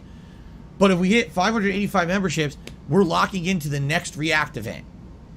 And as I've told you guys, some of the things we're considering doing, number one would be reacting to the original This Is How You Don't Play.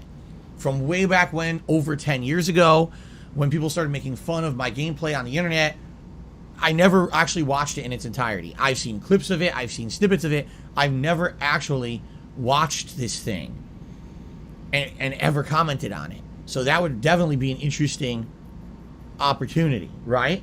So that'd be fun. And what I would say is that, or maybe doing another documentary style react. For example, Frederick Knudsen did many more Down the Rabbit Hole videos, in particular of some people I know, like Spoonie, but otherwise there's other people there I've never heard of that he did ones on. That would be interesting. And then June the King is also someone who has done documentaries. He's the one who actually did the follow-up documentary on Wings of Redemption that continued from the one that I watched many months ago. You see? So there's different things I could do as a React event. I know you guys like the React stuff. For over a month now, I stayed away from the drama. I figured, hey, now that we've broken it up, I did game reacts to gaming events, and now I did a react to the Rob Gavigan YouTube channel. Maybe now we could do something different and go back a little bit to the drama stuff, right? Which I'm okay with. As long as it's not constant drama, I'm okay with it. I just don't want to do it constantly, especially when I did the John and Howard video. I was like, dude, I got to take a break from this. That was like, that took a lot out of me, honestly, to do that one. So it had to be done, but man, I'm glad we moved away from it for the last month and a half. But now I'm ready to dump right in head first, right back into the shit-filled toilet, okay? I'm ready. So, if you're not a member, what are you waiting for, man? Consider joining the channel. You get so many benefits, and it helps out overall in the long term, and unlocking the ability to do the next React event, right? So let's do it. Thank you very much. All right.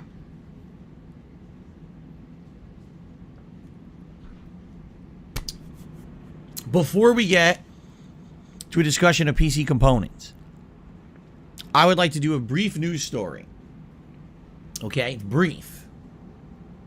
I promise you we won't talk about this too long. It has been reported. Now, obviously, I don't know actually how accurate this is, all right? But it has been reported that since the launch of Cyberpunk 2077, for those who don't remember, came out in late 2020, right? CD Projekt Red, the game developer that made the game, also the game developer that made the Witcher series and other popular games beforehand, has lost 75% of their company's value. They went from the biggest game company in Europe at one point to a tragedy of epic proportions because of the mismanagement of the company. Yeah, in fact, there was even some discussion that Techland, that company that makes other games... What does Techland make? Is Techland the developer that makes Metro? I think it might be. That even they now have more market share than CD Projekt Red. Now, you may say, now, wait a minute. I don't understand. I thought that Cyberpunk was a really great selling game. Didn't they say it sold a ridiculous amount of copies? Well, it did, but they sold those copies based on pre-orders. What happened was, the game released, everyone had their pre-orders in place, they made a bunch of money initially, and then what happened? It flattened. Now, what ended up happening eventually was when they started fixing issues or whatever, they saw another spike in sales, and then it went again. It's just funny to me because, oh, Techland does Dead Island? Never mind. Techland does Dead Island, I'm being told. That's not Metro. I have a different company in mind. Who does Metro? What company does Metro? Because that's a good company too. They're Polish, right? And they do a good job with their games. Okay, Techland is the Dead Island devs, I'm being told. Okay. I got them confused. No, but you see, here's the thing. And this is what people don't understand, is it doesn't matter how much you sell. It's more about public opinion and interpretation and things like that when it comes to overall health of a company.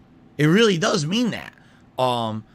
Because what ended up happening was when Cyberpunk released as a broken piece of shit, literally everyone on the internet slammed the shit out of the game, laughed at it virally, became a meme to hate on Cyberpunk. And it got so bad, Sony pulled it from its store, its digital store, unprecedented. That's never been seen from any kind of a major game before where it's been completely pulled from a digital store.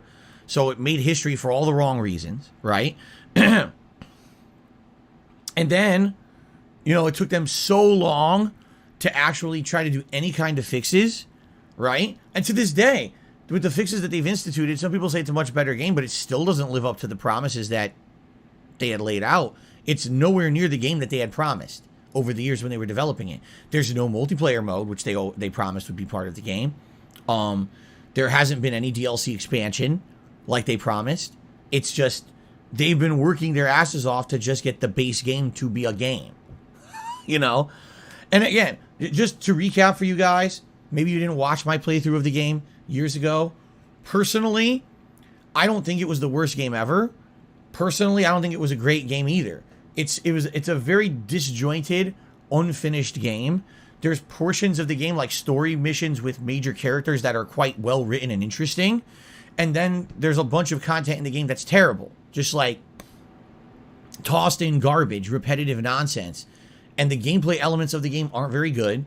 The game plays like a mishmash of other franchises. Like it's got some Borderlands, it's got some Deus Ex, and none of it's executed very well. If you play Borderlands or Deus Ex, you get better gameplay than playing Cyberpunk. It doesn't feel like it has its own identity. It feels more like, hey, let's copy what everyone else has done and try to combine it with this plotline that we want to really emphasize.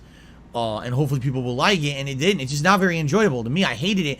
Not even for the fact that it was a bug-filled mess, which it was. I just didn't like the game at all anyway.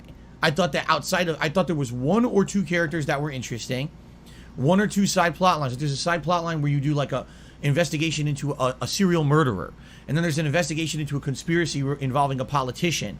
Those missions are actually really interesting to me, and I really enjoyed them. That's what resonates when I think about it. That's what resonates about the game. Literally not the main plot or any of the main characters, but like the side stuff, some of it was really well done. But anyway, the game was panned for a long time. And then that people, like about a year ago, right? After all those fixes were released or whatever, they tried to stage a comeback. They tried to start selling the game again. It was re-added to the PlayStation digital catalog. And at that time, a lot of people bought it. For like 1 month, it was a best-selling game. And then it went, boo, right back down again. So, here's the thing. Initially, great sales, and then literally no sales after, because word of mouth was the game is terrible. Then a year later, a spike in sales, and then no sales again. This is the kind of game that what they were hoping for was initially really good sales, but then via word of mouth, everyone would praise the game, and then you'd get more sales over time. Take a look at Witcher 3. That's literally what happened. The initial game came out and sold a lot for fans of Witcher, but then over time, people kept praising the game, saying, oh, it's one of the best RPGs I've ever played. And then they had more sales, more sales, more sales. That resulted in a television series and all these big wins for CD Projekt Red. Cyberpunk literally has been the opposite, you know? And so even though they initially had those sales that were sky high, everyone was like, oh, well, what do you think will happen? You know, they'll be fine because they sold a lot. No, that's not how business works. It's all about public perception. It doesn't matter if you initially in the short term made a bunch of sales. It's about that ongoing revenue stream, which they haven't had. And now it's about faith in future projects. Who has any faith in CD Projekt Red? Like right now, they're talking about we're making another Witcher game. By the way, they never planned on doing that. The reason they're making another Witcher game is because they're kind of going back to the drawing board and trying to make something that people will trust again, because no one trusts this game dev company at this point. The faith has been crushed. So they're making a new Witcher game, right? Now, do you actually trust? Do you trust that when this new Witcher game comes out, it's going to be any good? No, I don't. I really don't. And the thing is, we know they know how to make a good RPG. Witcher 3 was one of the best ones I've ever played. I just don't have trust in them anymore. I don't. They need to regain our trust as consumers with how badly they failed with Cyberpunk, you see? So now they need to stand up again and present something great again to rebuild that confidence in them as a game dev company. Then market share will come back. But what a shame that they were literally the biggest game development company in Europe. They had the biggest market share. They were the highest valued company. And now they're only worth 1/4 of what they were worth just a couple of years ago. That's sad. But it just shows how mismanagement will destroy things, you know? It's pretty sad. I'm actually seeing some messages in the chat. Darziak says, from what I heard, the Witcher 3 devs have already left the company. So you got a new team of people making Witcher 4. Does it mean it's going to be any good, right? Amplatory said a lot of dumbasses think Cyberpunk was a masterpiece. I'm sure they still have some trust. The thing is, you will always have the fanboys. You always will.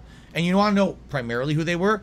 PC gamers. Because PC gamers, for some odd reason, felt this, like, weird loyalty. Like brand loyalty to CD Projekt Red. Probably because initially CD Projekt Red was making the Witcher games just for PC and then later would port them to console. Well, you know, it's so weird to me. It is, because the game was terrible at launch, man. Even if it's better now, no one can deny the game was a piece of shit at launch.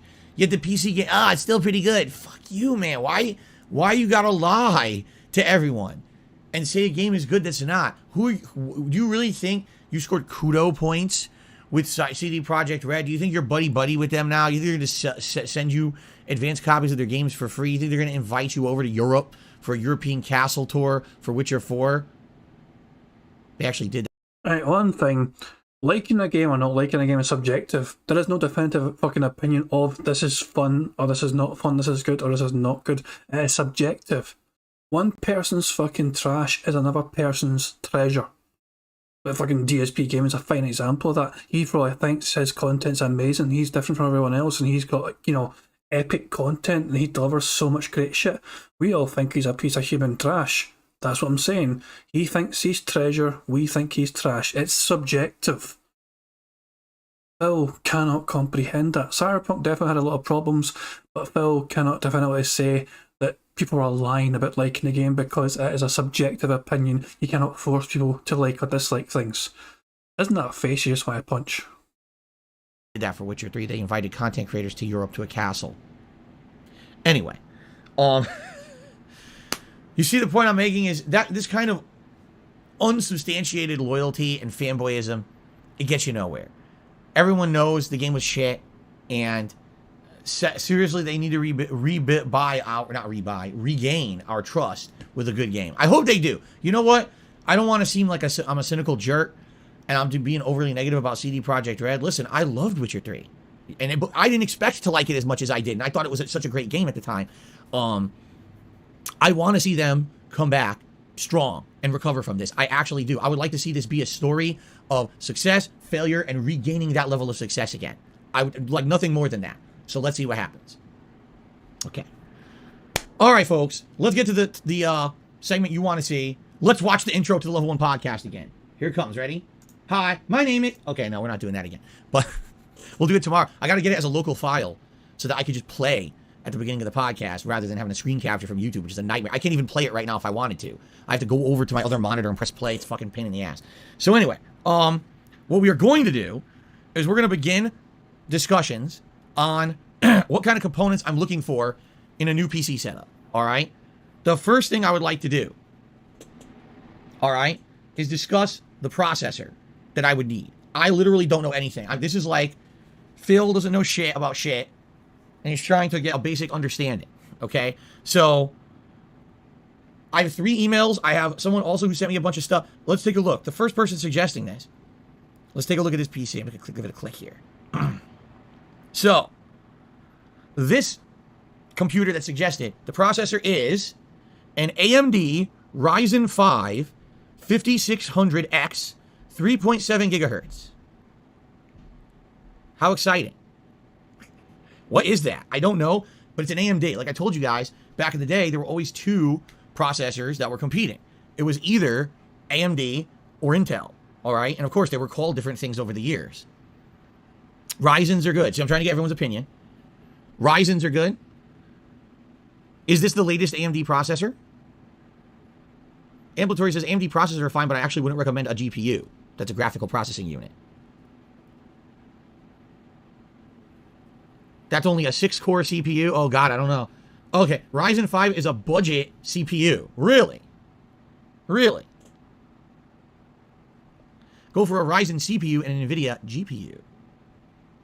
It's a mid-range one from AMD. The Ryzen 5 is considered a mid-range. Okay. Interesting. So I'm being told it's a 6-core and... Why can't this guy... I've got a great idea for Phil. I have a best idea for Phil that he could do to save a potential lot of time. Why doesn't Phil look out for somebody that does something similar to him, that does a whole lot of streaming, as well as taking those streams and putting them as uploads, right? Then why doesn't he ask that guy for his setup?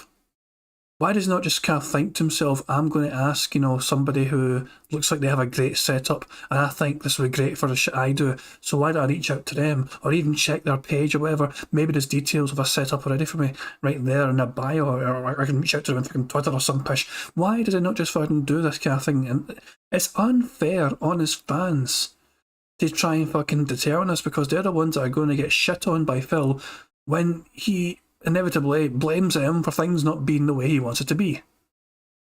Why can Phil just not do his own goddamn homework? Why does he need his hand held in every single aspect of life? If it asks the audience and it goes wrong, you can blame it. Exactly. I always say research from last PC, or go to a YouTube channel of a hardware reviewer and put together parts from the recommendations. I took my time getting this PC. Like, how do I find specs for my PC? Like, shit. Well, guys, pretend I'm an ignorant piece of shit. What's the quickest way I can give you the specs of my PC? I'm derailing the stream a wee bit, but I want to kind of just give you the specs I've got, just for kind of comparison's sake. But what is the quickest, easiest way I can give you the specs of my PC, which is a Windows 11? Google. Google wouldn't tell me, would it? System information on search bottom left hand. Thank you very much. System information. Let me very quickly pull this up for you. System information. Here we go. What's the bits that are interesting? I have an AMD Ryzen 7 5800 8-core processor. It's also got what else has it got? What else has it got? It's also got NVIDIA as a GPU, I think, because I've definitely got NVIDIA thing part of it. So yeah, that's my computer. I'm just trying to think of any more details like that would be good for tech-minded folk to know. It doesn't list GPU in that page, yeah, but it's definitely, I've definitely got NVIDIA as a thing because I keep getting. I know I've definitely got I don't know. I do wish I was a bit more clued up with computers myself in terms of like the terminology and all that shit, but that's my computer. AMD, that's my processor. AMD Ryzen 7 5800 8-core processor. 3401 megahertz, 8 cores. So, that's me. Likely I would want to go for an 8 or 12 core. All right. That was just one person. Okay, hold on. Let's continue. So that was the very first suggestion I got here. Okay. Here's the next person's suggestion. Let's see here. Oh, look at this. So here's someone who broke it down a little bit more for me. They said the current Intel processor CPU generation is called Gen 12.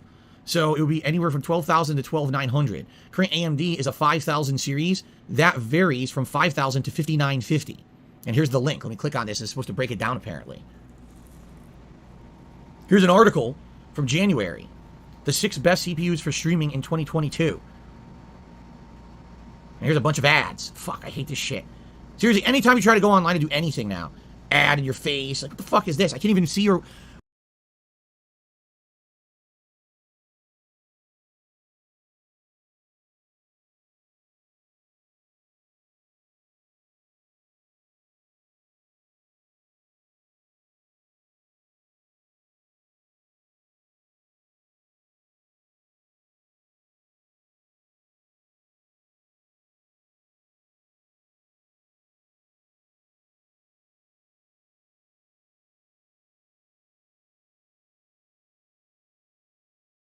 Sorry guys, I was muted the whole time there, sorry. I was just trying to read out the things. Dark1810, I actually took your advice and I typed in your DX diag in my system info thing. So, brief rundown of what I've got, without being too boring, but so it's an AMD Ryzen 7 5800 8-core processor, and it's also an NVIDIA GeForce RTX 3070 card. With that, I can stream to you guys, and I can also stream games as well, I can stream the game and play the game. I've been tried streaming and recording at the same time. That's one thing I've never actually tried, but I don't need to because I'm not fucking chopping up like fellas and all that shit like a weirdo. So yeah, but that's my details anyway for my computer in case anyone's curious. And that only cost me like £1,400 in UK money anyway. So yeah, Phil does not need to spend a huge amount of money to be able to do what he wants to do. I believe maybe.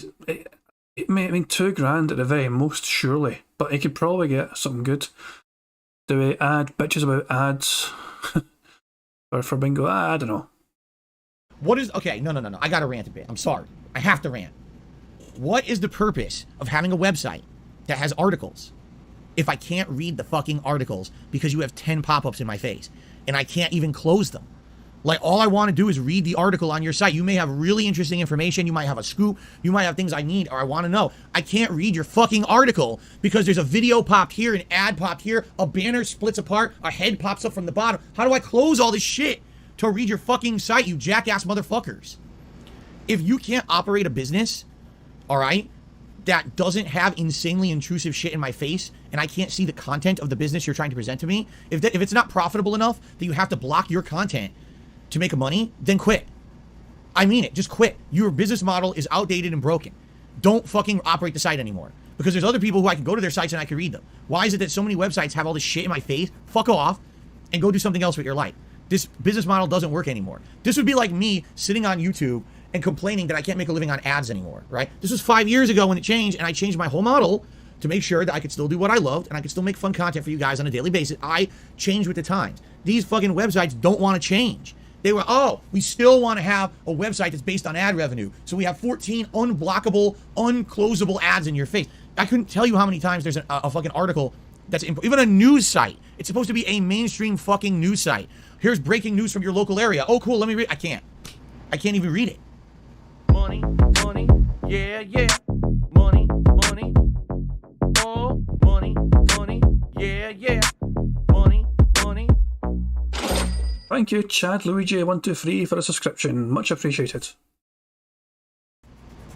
Okay, let's continue. Oh, guess what? Okay, I had to close. Oh my god, it's playing another video! So what I'm seeing here, the AMD Ryzen 9 5900X is rated the top processor. And then number 2 would be the Intel Core i7 12,700K. And then just below those would be the Ryzen 7 5800X.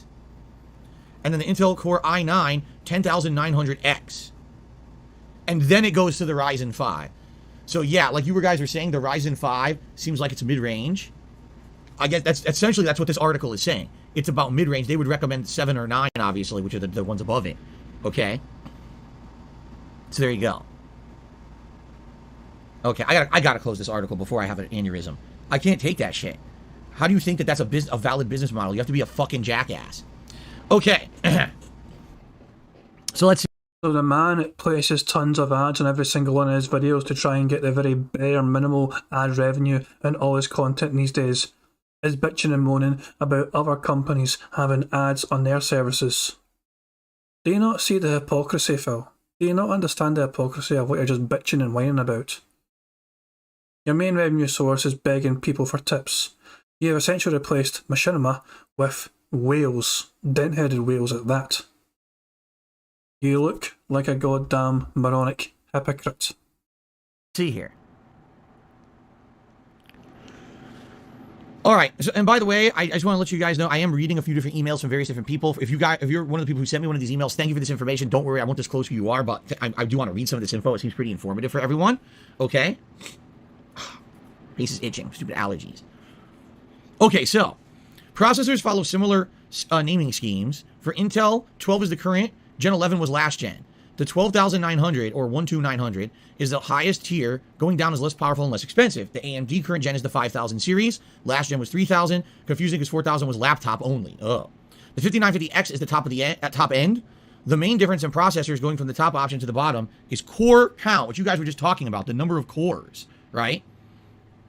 Okay. Interesting. So, it gets more complicated than that because companies are changing up their names and numbering schemes, but this is a general idea on the way that parts are numbered. Okay. So, this person is suggesting a setup like this could work. So let me click on this and see what they're suggesting. Let's see here. Interestingly enough, this person is suggesting a CyberPower PC, which is what I have. The one I have here is a pre-built. I mean, I chose the components I wanted, but that's CyberPower PC is the company I've used for the last 8 years. That's the PC I'm using. So interesting, this person is suggesting the same company.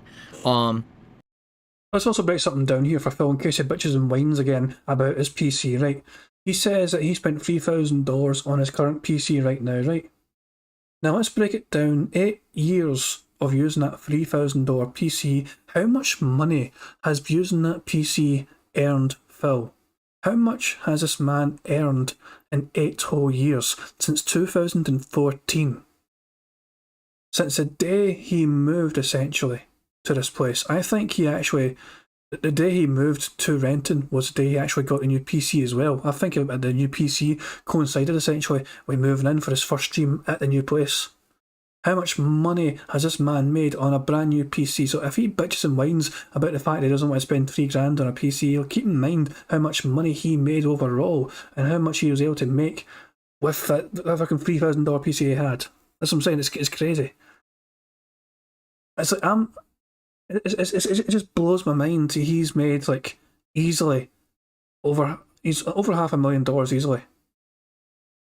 He has made over $500,000 on this PC that he's got right now, and he's going to be fucking bitching and whining about I don't want to spend money and he doesn't want to buy a lemon and all that shit. Obviously, it's important to do your fucking research, but it's one of those things where the fact that he still bitches and whines about everything he uses and he keeps calling it problems with, and it's like this shit has earned you so much money you didn't realise how good you had it because you're too stupid to understand how good your setup was at the time anyway, fucking 8 years ago. What he had 8 years ago was so powerful. PC-wise, it was a really strong PC. It's just this dumbass just fucking kept trying to do stupid things with it. So, let's see what this thing has. Where's the components? Specifications. Specifications. It doesn't open. Yeah. Money. Oh, money. Yeah. Money. Yeah, yeah. Money, money. Oh, money, money. Yeah, yeah. Money, money. Back-to-back subs. Thank you very much, British Pilot and Zolva, for the subscriptions. Much appreciated. Piece of shit. Okay. So, it's an Intel 12th generation Core i5, which is considered medium. Yeah, see that? It's considered medium. An i5 12600KF. Right? Here's another genius idea I just thought of. Why can Phil not source out local-ish companies within the Seattle area that build PCs, and Phil can maybe try and get some sort of discounted deal? Or just saying, look, this is what he's... Just tell them exactly what he wants to do. Maybe he can like get some kind of discount by promoting them as well. But the fact of the matter is, I know as toxic as Phil is, he is a big name. If he uses your product, people will be talking about it. And if it works well for Phil, as toxic as Phil is, the fact of the matter is, if it works well for Phil, then that company is going to get some decent promotion. The fact that even Phil can run their shit.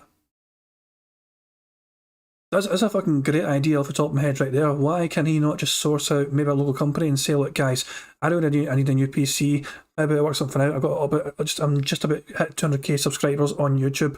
I've been on YouTube for years and years and all that shit.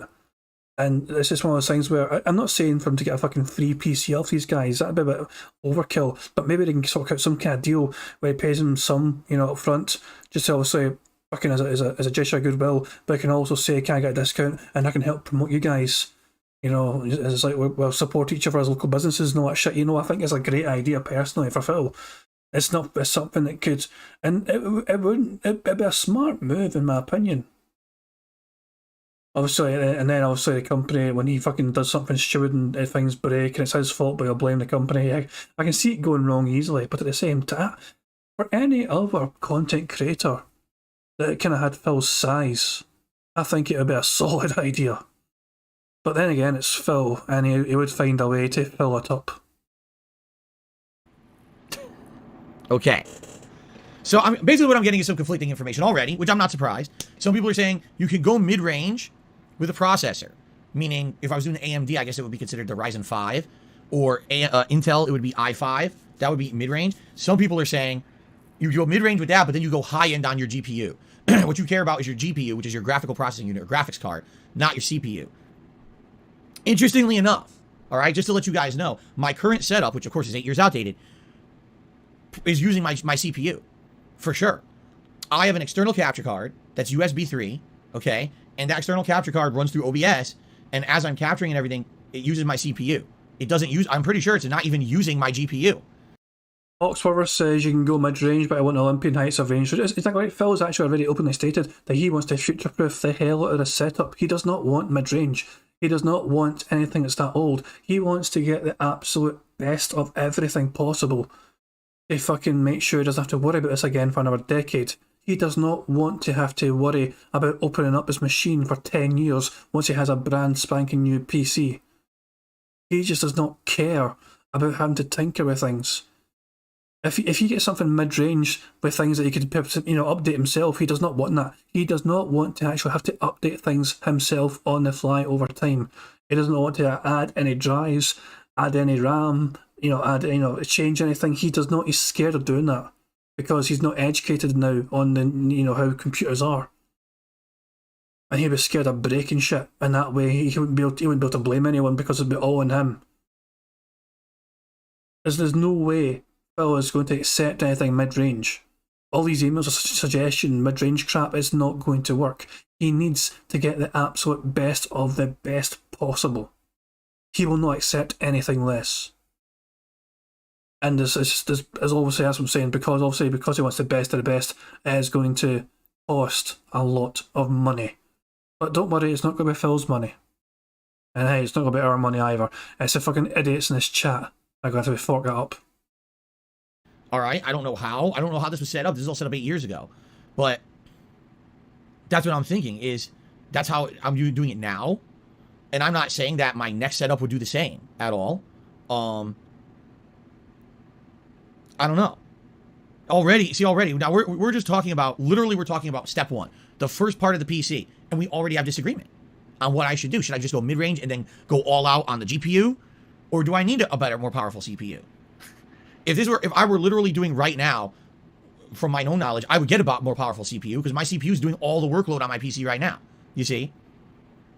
There's another person who suggested stuff here. Hold on. I want to take a look at what they suggested too. So hold on a second.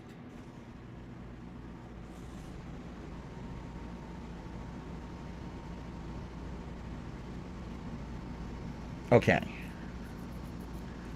Let's take a look at this one.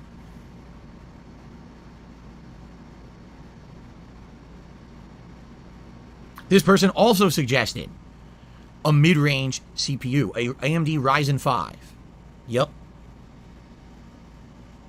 I'm trying to find the exact stats.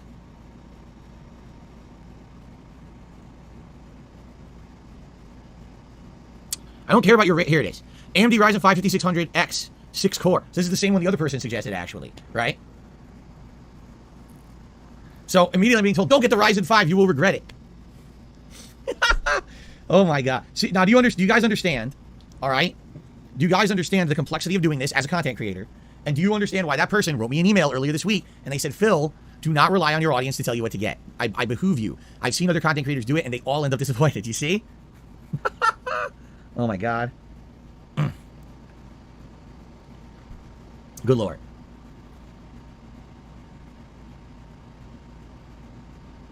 All right. I should reiterate what I'm looking for in my PC because I think some people are confused. I do. I feel just reading the stream chat. I feel like some people are confused. Okay? This PC that I want is going to be part of an overall full setup upgrade. This is not just for streaming and capturing. It's also for an upgraded webcam and maybe green screen. This has to have flexibility. It has to have enough power to not only handle 1080p 60 frames per second video from a console, okay, streaming and capturing, but also a 1080p webcam / digital camera camcorder with green screen capability. So essentially it needs to be able to handle 2 video feeds at once. I assume that's going to need a lot of power. Right now when I try to do that, it doesn't even work that well. Like for example, I'll give you an example. Let's switch over here. Hold on a second. We switch over here, okay? And right now, as you can see, hello. Behind me, I've got my gameplay feed. And right now, I've got a 1080p webcam. If I try to play a game right now, my CPU will max out and everything will get choppy, okay? That's my current setup. I have to make a 480p webcam to do face cam over gameplay. I tried doing 1080p and it wouldn't work. It was chopping up and everyone was complaining it looked terrible. So I need a setup powerful enough to do 1080p 60 frames of gameplay, 1080p 60 frames webcam on top of each other. All right? I got to emphasize that. So I don't know if skimping, right, is going to make any kind of a sense here for what I need. I might need something more powerful to do that, you see? So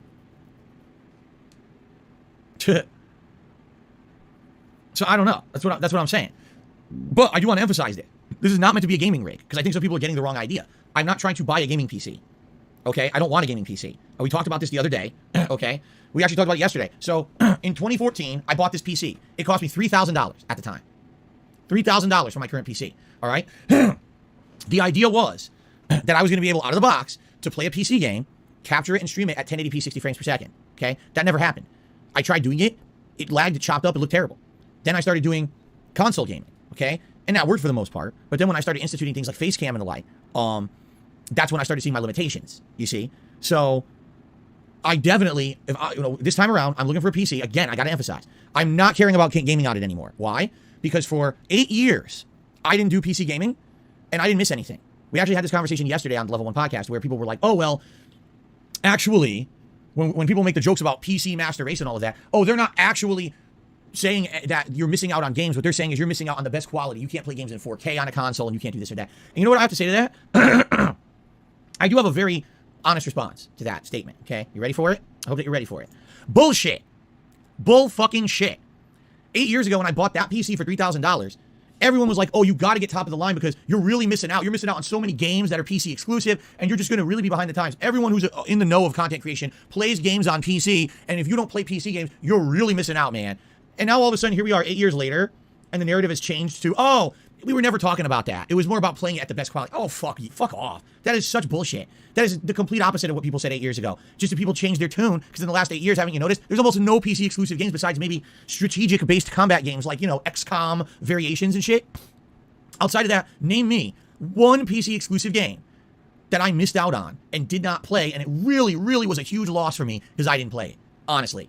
I don't think you can even fucking name one, okay? This is bullshit. It really is. Everything that's a big high profile game has been on console. Have there been viral games that for 5 minutes were really popular and I didn't jump on the viral trend because I didn't have a high-end gaming PC? Yes, I don't care. I didn't miss out on anything. Oh, people say Valorant. Oh, I didn't play Valorant. Who the fuck cares about Valorant? It's another drop in a bucket full of the same kind of fucking game. The reason Valorant's popular is because people who are PC gamers need new games to claim are interesting because they're PC exclusive. No one fucking cares about Valorant. It's nothing. That's such a isolated game over here out of left field that no one gives a fuck about. Really, in the scheme of mainstream gaming, who the fuck is talking about Valorant? But I think you see the point I'm making here is I don't need to be playing PC games. I just don't. And it's not a concern for mine anymore. I learned my lesson 8 years ago when I massively overspent on this PC and did not get what I wanted out of it. All right. So what I want is a PC that I can capture and stream at 1080p 60 frames per second smoothly. No issues, no frame drops. I want to have a webcam / face cam that's 1080p 60 frames per second, beautiful quality that I can do over the video and it's all good quality. All right. No chopping. There's no loss of anything. I also want a setup that's going to have better lighting. I'm literally using, you guys have probably never even seen this. I just realized you guys probably don't even know what lighting I have here in my office. Do you even know? It's fucking hilarious. You'll laugh your ass off.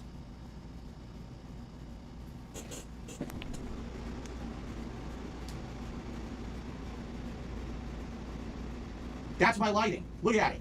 It's a fucking piece of shit college lamp. You see it? I gotta put my hand over it or else it's gonna oversaturate the webcam. It's literally a piece of shit like $20 college lamp. Like, that's what I use. So he can move his webcam. So he could have fucking filmed himself doing all those press-ups after all. Interesting. Just call me Mr. Professional, right? Like, my setup is the most bootleg fucking thing possible. I've been using that lamp since I lived in Connecticut. That's my lighting. So can you imagine if I actually bought good lighting to set up in here in the room that makes me look good on camera like every other content creator? Let's find out Dashy. Dashy wants to know if that was his old gaming chair. It is. It must be. Yeah, that's his old gaming chair. Wait, so he's still got his old gaming chair in the office as well? Just sitting there gathering dust. What the fuck is... Look at these little random patches of soundproofing on the fucking wall. Let's actually take a wee look at it. So you got the fucking aircon thing coming out in from the fucking window. Looking ridiculously industrial. Jesus Christ, man. It looks like something you'd fucking... It's like seen a construction site. This big ass tube for the aircon. Is that normal in America? Is that actually a normal sight in most American bedrooms or whatever, or small offices? Yeah, that lamp is fucking terrible for the lighting source. You know, most people have like those kind of wee circle lights, you know, which are quite bright. It's a girl's lamp. It says Gimboard, but that's a girl's lamp. It's a floor AC unit, and yes, they are dumb, and yes, they are common. Okay, if it was we don't. Aircon is not something the British have to usually experience. You know, if we ever get too hot in the UK, we just have ice cream or put ice cubes in our drink. You know, we don't usually, or we get a fan. We actually get a normal fan in the room. You know, like a. Like a floor fan, you know, just a normal wee fan. We don't fucking go with aircon, we just have fans. Isn't it essentially the same thing, but easier? Or open a fucking window, yeah, exactly. But yeah, I didn't realise that's Phil's old gaming chair, right here. It's a fucking piece of shit college lamp. You see it? I gotta put my hand over it or else it's gonna oversaturate the webcam. It's literally a piece of shit like $20 college lamp. Like, that's what I use. Just call me Mr. Professional, right? Like, my setup is the most bootleg fucking thing possible. I've been using that lamp since I lived in Connecticut. That's my lighting.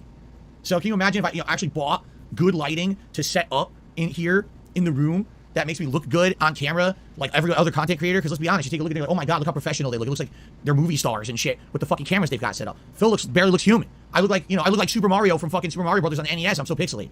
Right?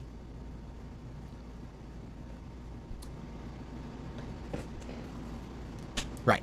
Anyway, the lamp is a relic of the channel. It is. That lamp is absolutely a relic. It absolutely positively is. What's funny is someone said, if I'm trying to future-proof, don't I want to get... Well, first of all, we're not even talking about this. They're saying, don't you want to get a capture device that does 4K? Here's my opinion on 4K. All right. By the way, now I'm not centered. Well, actually, now I'm centered, but the background isn't. I guess we'll figure this out. I'll leave for now. Here's my opinion on 4K, okay? absolutely positively right now, it's not needed at all. No one is watching streaming video. No one is watching a playthrough person like me, a content creator like me at 4K. No one is. If I were to do 4K quality right now on YouTube, which I could, YouTube has the capability to stream and upload in 4K. They absolutely do. Okay? 0.001% of my viewing audience would watch it. Okay? Why? Because we're just not there yet. And what I mean by that is, when it comes to... a little better. When it comes to internet, when it comes to the technology we have, no one can handle that shit. The bandwidth is tremendous to watch 4K video. And, most people complain, as is now with 1080p, that sometimes there's issues with the internet and choppiness and all of that. Okay?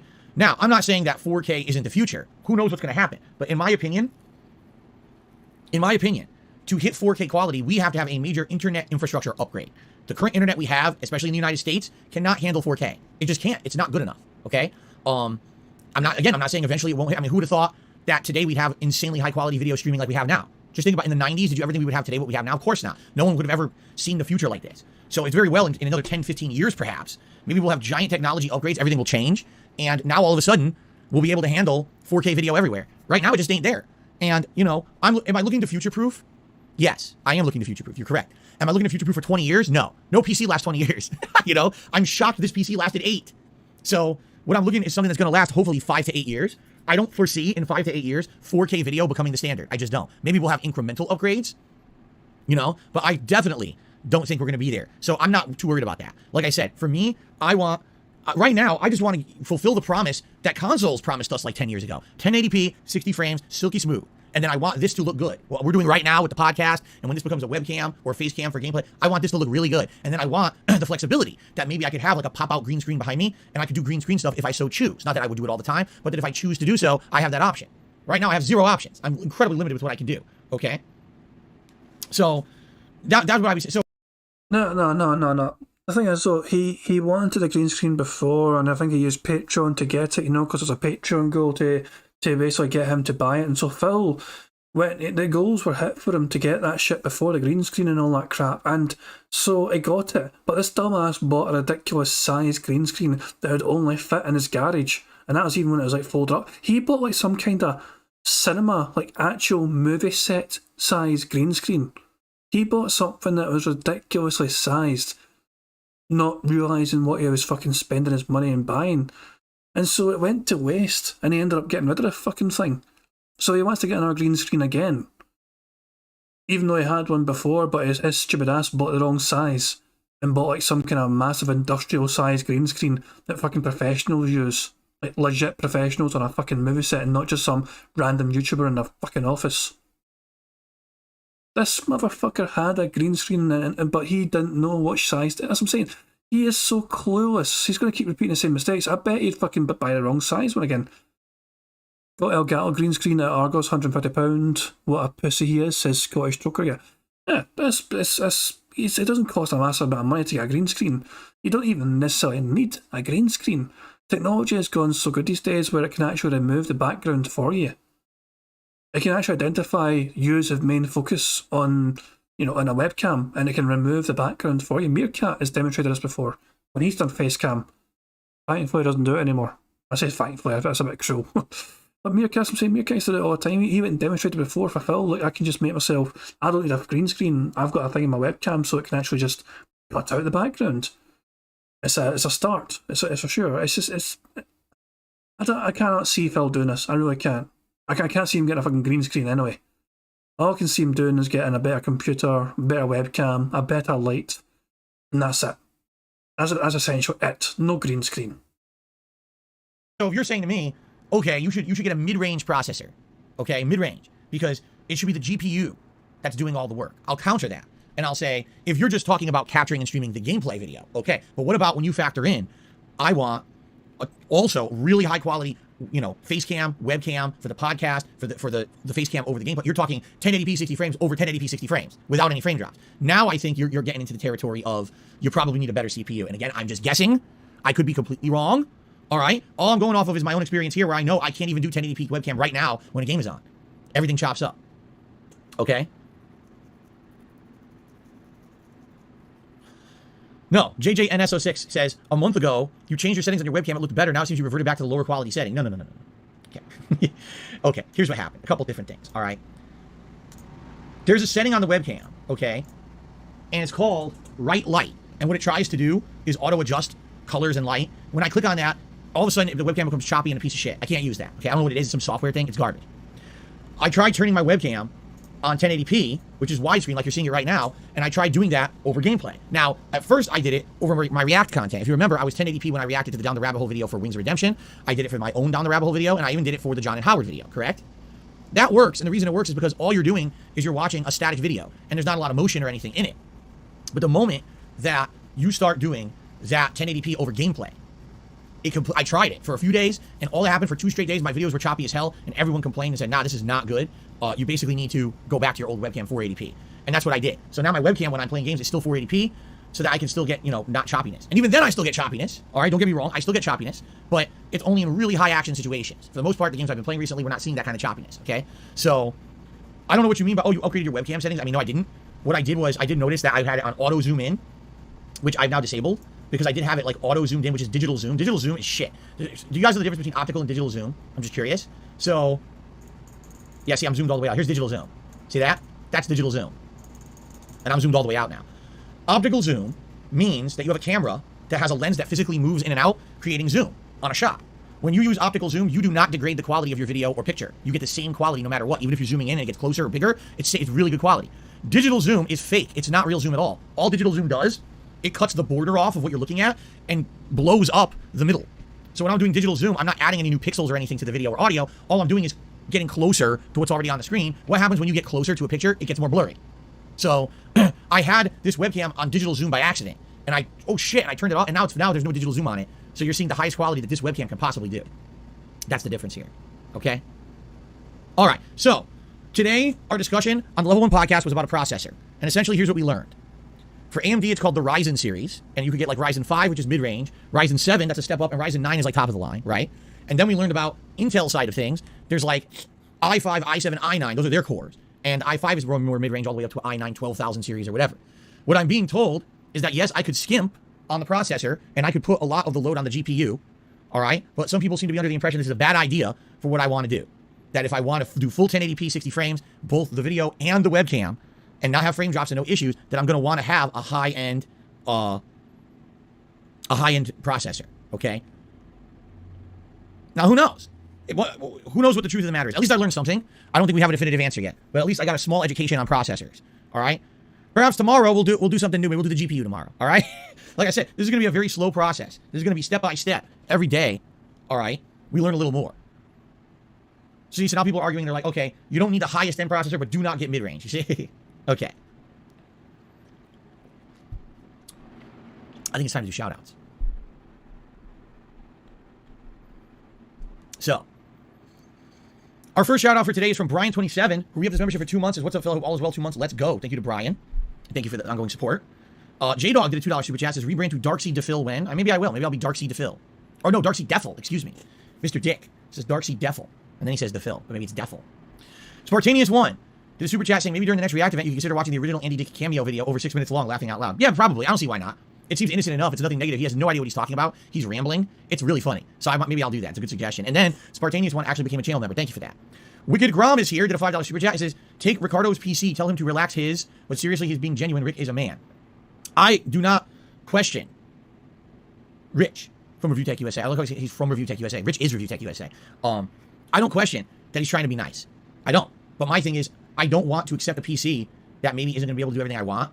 And now it's like, damn, why did I take something that is limited and now I can't really do what I was aiming to do to begin with? But in addition to that, like I said, if I have the opportunity to get something brand new with the latest components and everything and future-proof myself for many years, that's probably the better option. But we got to figure out what it is I'm looking for. Today I learned I probably don't want a mid-range processor. I don't need top of the line. Maybe, like you guys said, Ryzen 7 or an i7. There you go. X Shooter just did a super chat. Says, what is going on, Phil Bro? We've got a lot and very little all at once. That's life, man. Thank you, X Shooter, for the super chat.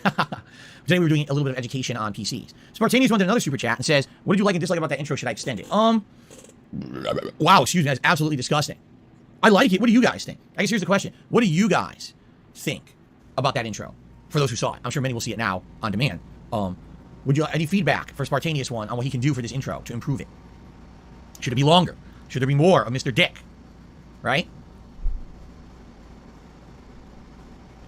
Okay. Let's continue. Shout outs for the tips side of things. We start off today with Gamer Guy, who tipped $1.49. Let's get Gamer Guy on the leaderboard. Oh, by the way, Spartaneous one was the last super chatter. Oops. Thank you, Spartaneous one. And then we got Gamer Guy. Shit, I can't type today. It's one of those days. Okay. So, Gamer Guy took the $1.50 and says, love the Fable playthrough. Would also enjoy Fable 2 if you choose to play that as well. Interestingly enough, we were just talking about this in chat before I started the podcast today. I thought for sure if people wanted to see Fable, they would want to see Fable 2. And here's why. Fable 2 was one of the very first games I ever did gameplay of on YouTube. It was on my original Dark Sidefield channel, way before live streaming, way before direct capture. Okay?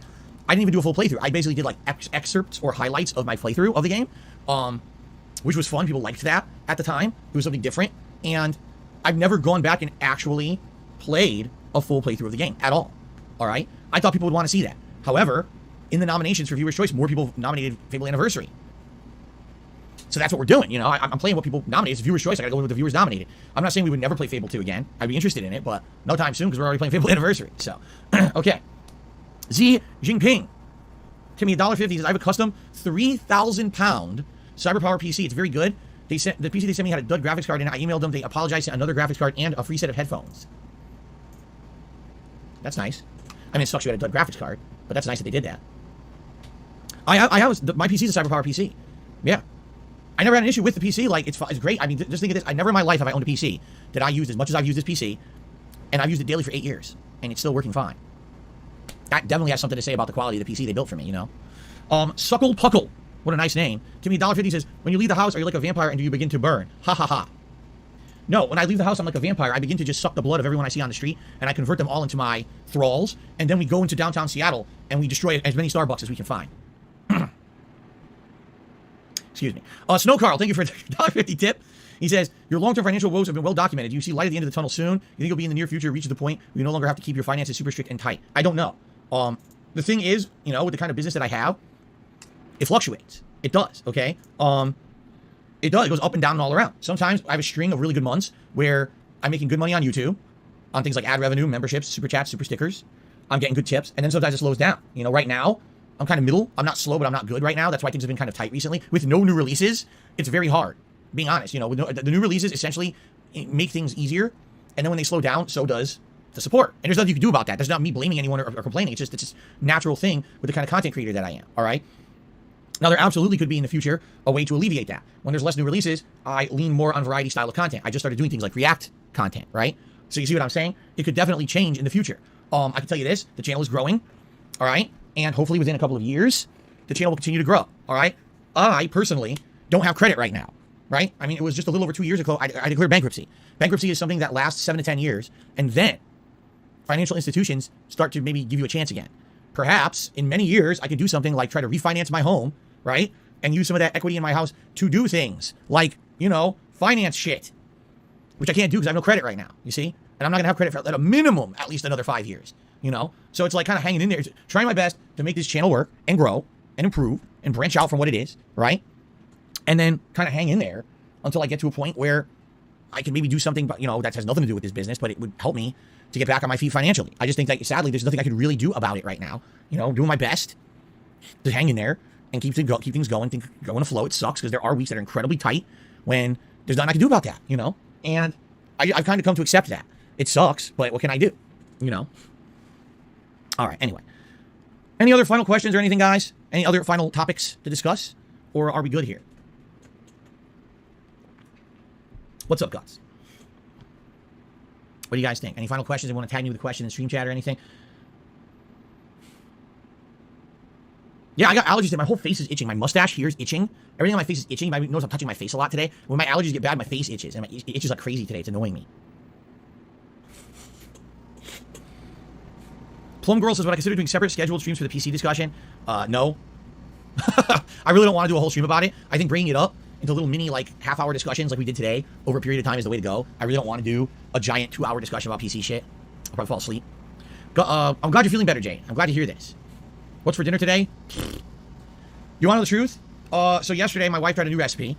The way that we've been doing meals on days that she works is that she tries to make a recipe that has leftovers, and then we'll eat the leftovers on the day she has to work and can't cook. Well, she tried a new recipe yesterday that was terrible. It was supposed to be a new kind of bake. It was called like a chicken and ranch bake, and what it was supposed to be was grilled chicken with a little bit of bacon, green onions, a bunch of seasonings, a creamy sauce, and then like you bake biscuit dough into it. So I guess it was supposed to have like a crispy, fluffy layer of biscuits on top, and then you scoop it and serve it, and it was disgusting. It came out horribly, even though she cooked it exactly like they said.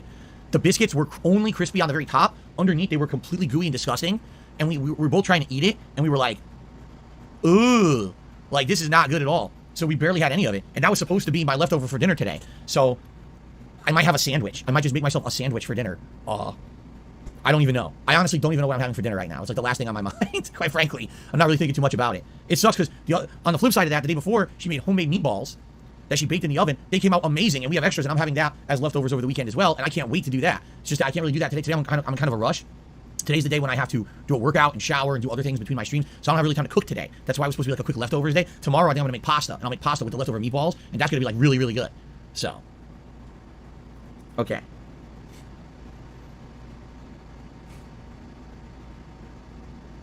Snow Carl, I mean, what a ridiculous question. He says, what's the first thing you'll do when you get credit? First of all, why would I tell you? It's none of your business.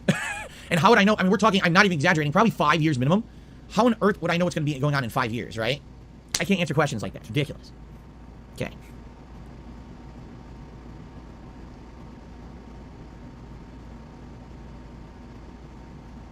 What's my credit score right now? 0.0. Or it might as well be. It's so low, it doesn't matter, you know. The credit score is so low after bankruptcy, it's like you might as well have a 0. You might as well not even be existing. Oh, let's see here. Ferris to me, $1.50 says, is it possible the problem isn't your PC but OBS settings? I noticed other streamers with a comparable setup to you don't have the issues that you have at times. Their streams look better, yours at a lower bitrate. I have absolutely no idea. I don't know. I'm not a super technical guy. My settings are what they are, and a lot of people say my settings are good. I've had people over the years ask me for my settings. I give them to them. They use them, and they say, wow, you improved my setup. No, I think what it is that I'm using things at a very base level. I'm not using shadow play to capture while I also use my CPU to capture my video. I'm not doing an elaborate, crazy thing behind the scenes. It's the most base level usage that I can use. By the way, I'm using an external USB capture card. I don't even have an internal capture card. I'm sure that's affecting things in a negative way. The capture card's 8 years old. This capture device is so old. Okay. All right. I think it's time to end the Level 1 podcast for today. Thank you guys for being a great audience. I'll get ready for Fable. Thanks, guys. Awesome. And by the way, we'll continue the PC discussion tomorrow. Oh, boy, I know you guys are excited for that. Woo-hoo. All right. Darksea Defil signing off. All right. So, guys, let's get set up. I have to use the bathroom. It actually hit me while I was doing the podcast, and it's going to be a few minutes, probably like 5 minutes. So if you guys be a little patient, I am gonna, you know, play some music and shit while I shit. Okay? I'm sure you need to know that. Is that? That's about right. I think that's correct. Okay. Oh, this is crooked. Here we go. All right, guys. So give me like 5 minutes to use the restroom, and I'll be back, and we will jump into Fable Anniversary. Thanks. I'll see you in just a few.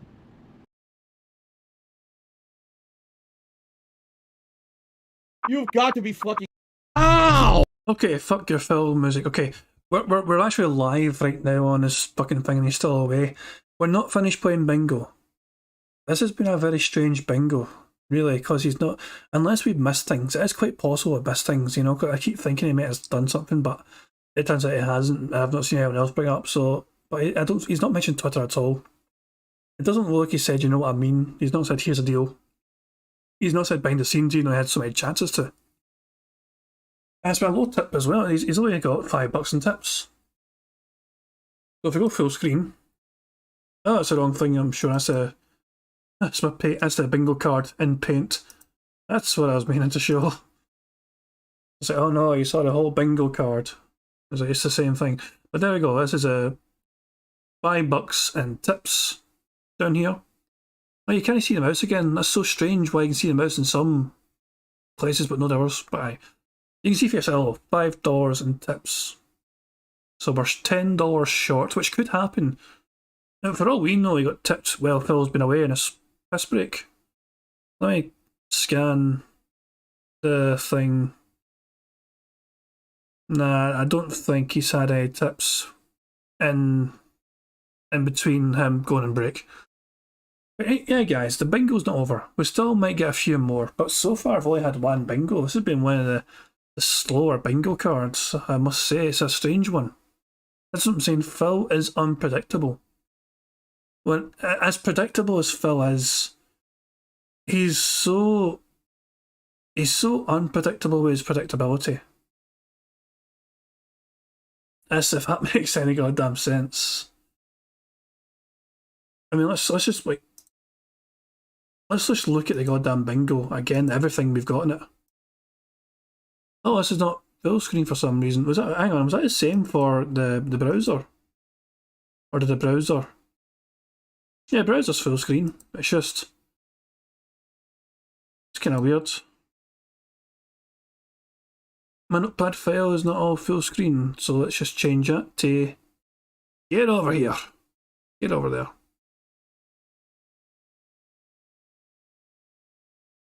There's 123 dislikes, yeah. Right, that'll fucking do. I could probably even just...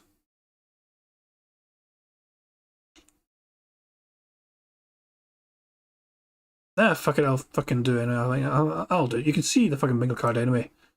And you can see everything that's on it.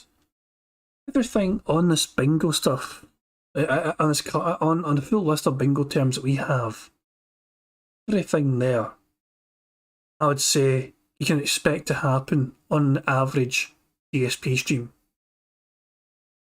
But the fact of the matter is that there's only 90 minutes for him to do everything on a card. It's so weird to kind of phrase it, but everything we're seeing there is usually expected to happen on the average DSP free stream podcast, or level 1 podcast, as it's called these days.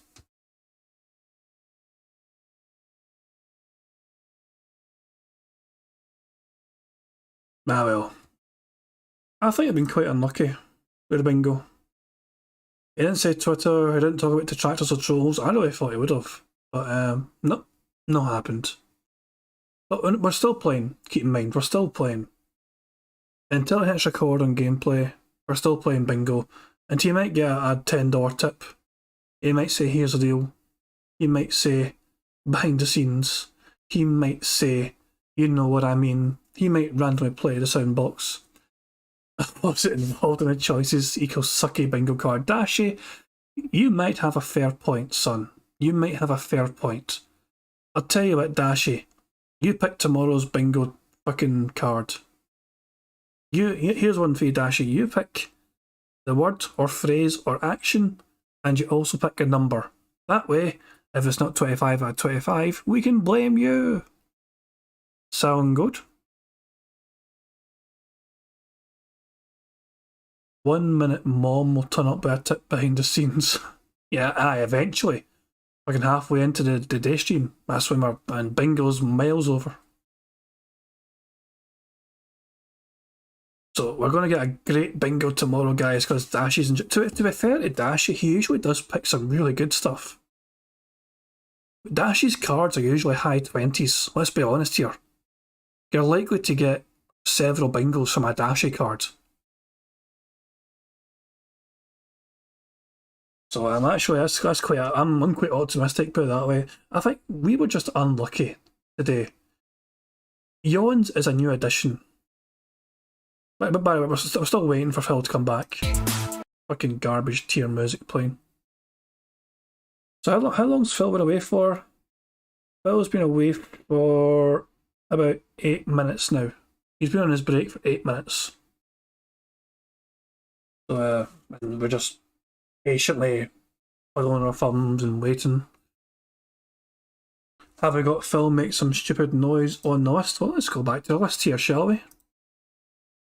I guess we can add... How about... Should we remove anything? Thanks for the stream. Have a good Saturday.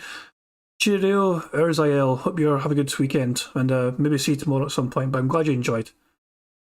But yeah, I mean, we'll probably be wrapping up quite soon ourselves. When Phil starts, I'll probably just play Contributions again by Pixar and I'll be the end probably. So we're probably not going to long left ourselves. But let's have a quick look at the bingo full list. Is there anything we should remove? Should we... The best bingo I played was this with 50s alcoholics in a hostel. Hey man, the older you get, man, the less fucks people give, man. Hanging out with old people is, especially when there's drink involved, is a blast. It's just kind of funny, that kind of way, man, but The older generation just gives zero fucks completely, man. They're fucking hardcore.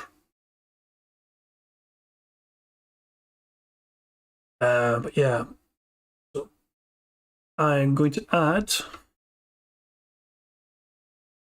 weird noise. Blah, hang on. Those. God damn it. Weird noise. So there you go. Jeffrey Walsh made a suggestion of him making some kind of weird noise, some stupid noise. I like that because he does do a whole bunch of them. Oh, and also hand graphs. We've got hand graphs as well.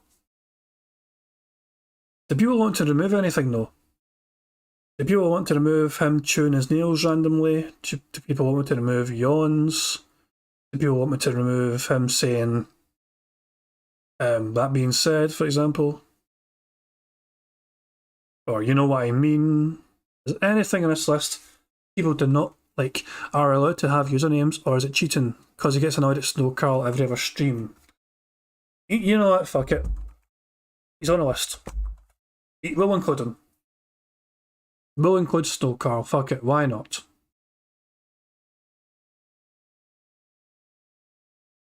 Hello, Roachbait. You've almost... You kind of missed a lot. If you just hear Roachbait, you missed a lot. As in, you missed almost everything. But good to see you. We're just waiting for Phil to come back from his little random piss break. Ugh, for fuck's sake. Damn music. Ah, goodness me. But yeah. Is that... Hang on. Let me explore YouTube right now to see who else is live.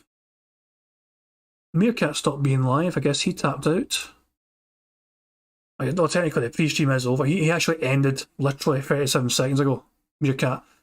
So he did actually stay for the pre-stream entirely, but obviously us mentally ill people here, we wait until he starts recording before we end the bingo properly. Roachbait just got to level 110 for the first time in Fallout 4. You know, I've never played Fallouts, any of them. I've never played any of the games.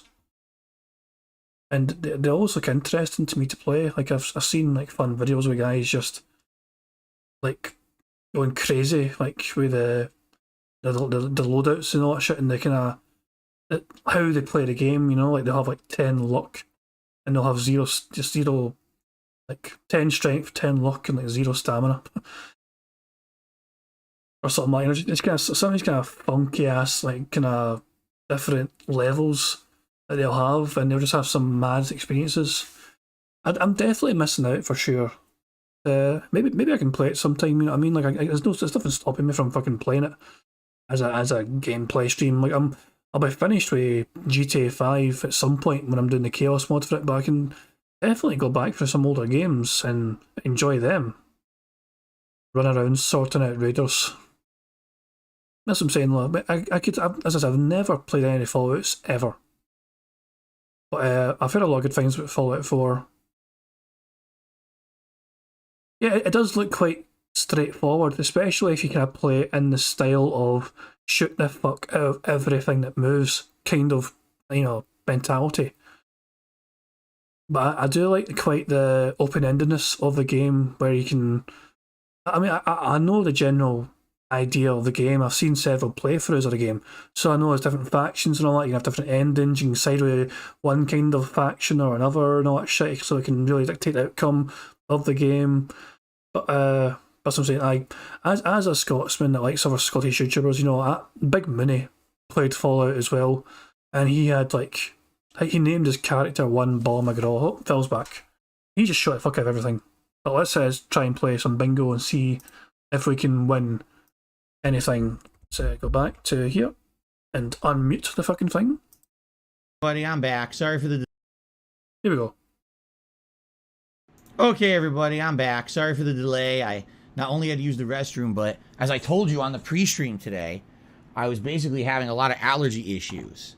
Itchiness all over my face. This happens sometimes, and it's not just pollen related. It could be a lot of different things that cause it.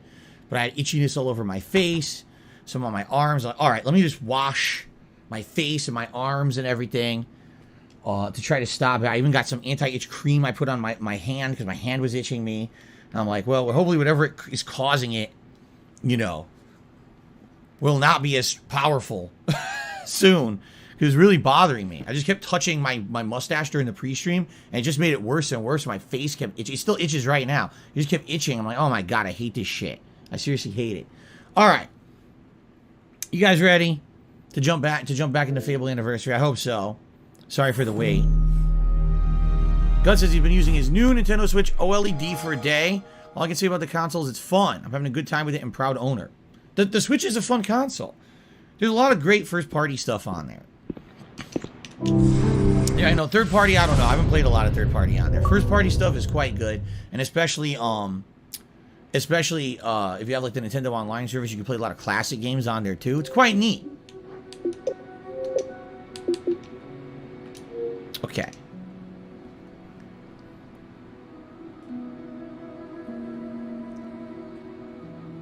Mobby Sauce, who cares about idiots on Reddit? Who the fuck would give a two shits about fucking Reddit? Who cares? Reddit? Reddit. You want to talk about one of the most insignificant things to talk about on Earth? It's Reddit. The least of my concerns on this planet is probably Reddit. And a close second would be Kiwi Farms, but Reddit's probably up there. Who cares about fucking Reddit?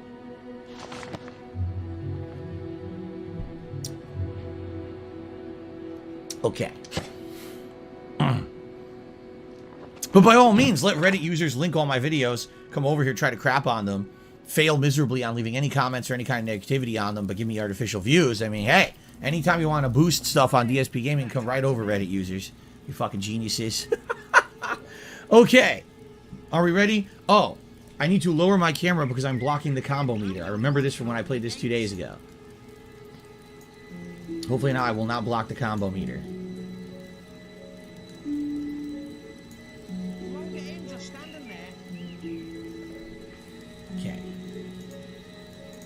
Alright. Are we good? I'm the only one who can open the gates. Everything good? We ready to start? You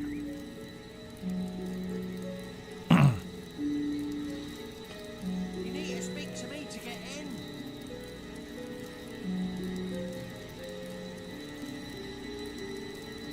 Are we ready to start? I'm going to ask again. Are we ready to start? Can we stop talking about bullshit? Are we ready to start now with today's gameplay stream? Enough with the bullshit.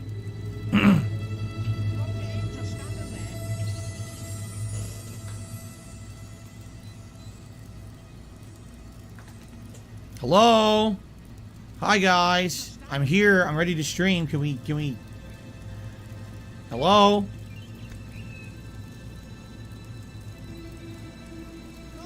I should load up on potions and food. You're right. I keep forgetting to buy stuff.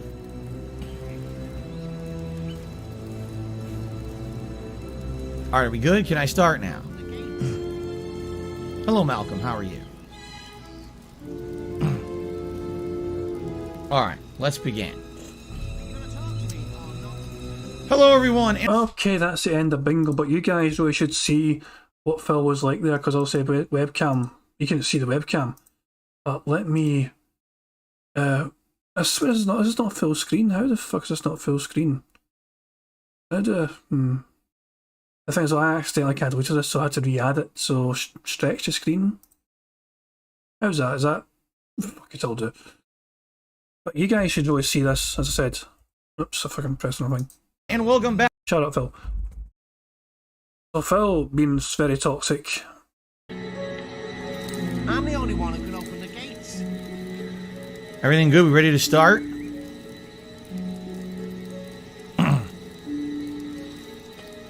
need to speak to me to get in.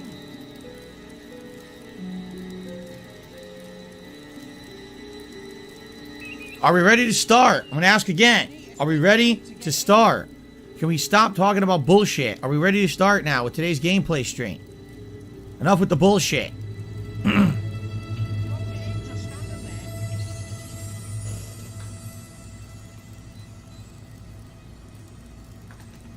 Hello? Hi guys. I'm here. I'm ready to stream. Can we Hello?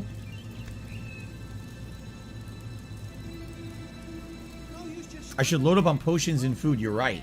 I keep forgetting to buy stuff.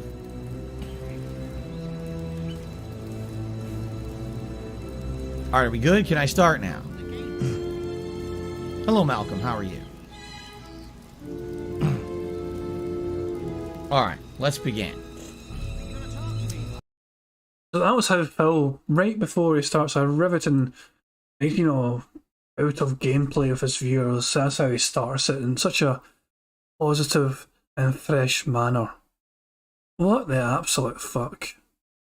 What in the absolute fuck was that all about, man? He is such a toxic, horrible person. Can he not understand that he comes across horribly here?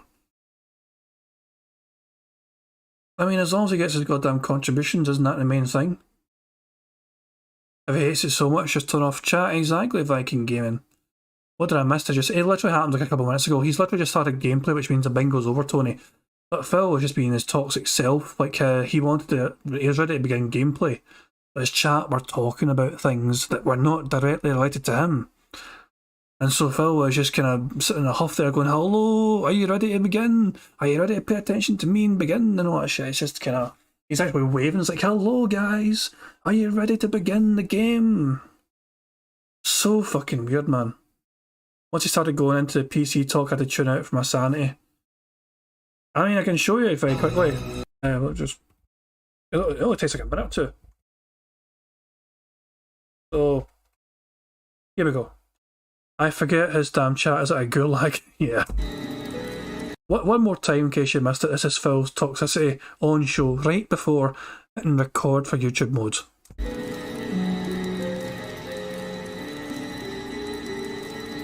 Are we ready to start? I'm going to ask again. Are we ready to start? Can we stop talking about bullshit? Are we ready to start now with today's gameplay stream? Enough with the bullshit.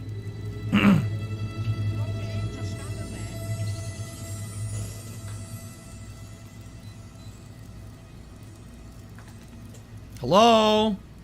Hi guys. I'm here. I'm ready to stream. Can we Hello?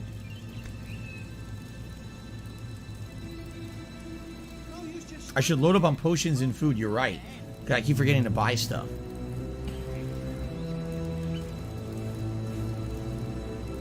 Alright, are we good? Can I start now? Hello, Malcolm. How are you? Alright, let's begin. And then Phil begins the fucking recording, and it's like, nobody will ever know he was a really scummy, toxic piece of shit 5 seconds previously, because he was not recording for YouTube. Unfortunately, it's people like us that kind of aware, like, they're experienced that firsthand. Ah, Christ, man. He wants to control all aspects of the stream, from what's played and when to chat, what it's talking about. It may not be high numbers, but 20 people is 20 people. Oh, when you're streaming, I mean, I understand the feeling Viking Gaming. I understand feeling altogether. I'm still freaking out about the idea that it was like, I think the other day we had 100 odd people, you know, in here in the bingo. I'm not used to numbers on live streams. So yeah, make a video on just that bit. You could very easily make a video on that. Just, in fact, I probably will clip it and isolate it for sure. It's just, it is very cringe, but it's one of those things that if I do that, then fucking Superhound might come after me unless I blever over it. I think I get away with so much of my DSP stuff because there's a lot of me blevering over the videos. So if I just isolate, if I just have that on its own, Superhound might get me. So, anyway, the bingo is over. This was the end result of our bingo. We got one bingo, the right hand column, the Y/T pose, him saying go, the arm flail would be great, and react. We got close to other bingos, multiple other bingos. But it was not to be. Tomorrow might be a better day for it, who knows? It depends what kind of card Dashy picks for us. But yeah, I'm going to just kind of wrap things up very soon, guys. But before we do, I think we need to enjoy some more Pixar animation one more time. Cheer ourselves up with a contributions tune. So let's go back to full screen for this. And let's just have this to see out the stream. On September 14th, a pre-authorized payment of $16.51 from PayPal.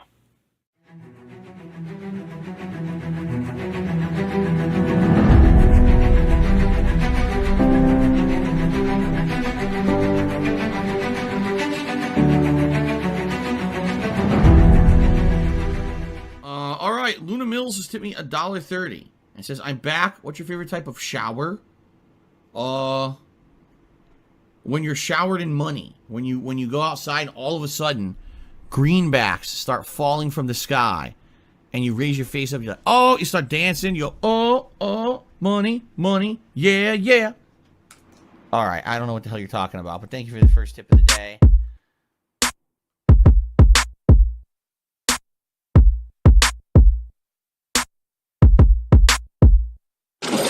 Money, money, yeah, yeah. Money, money, oh, money, money, yeah, yeah.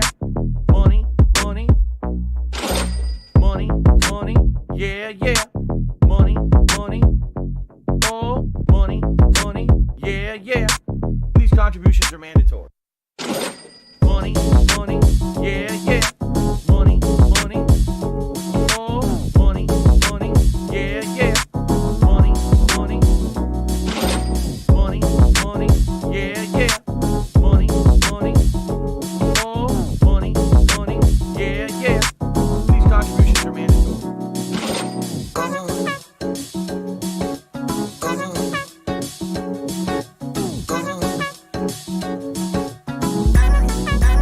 Show me the money.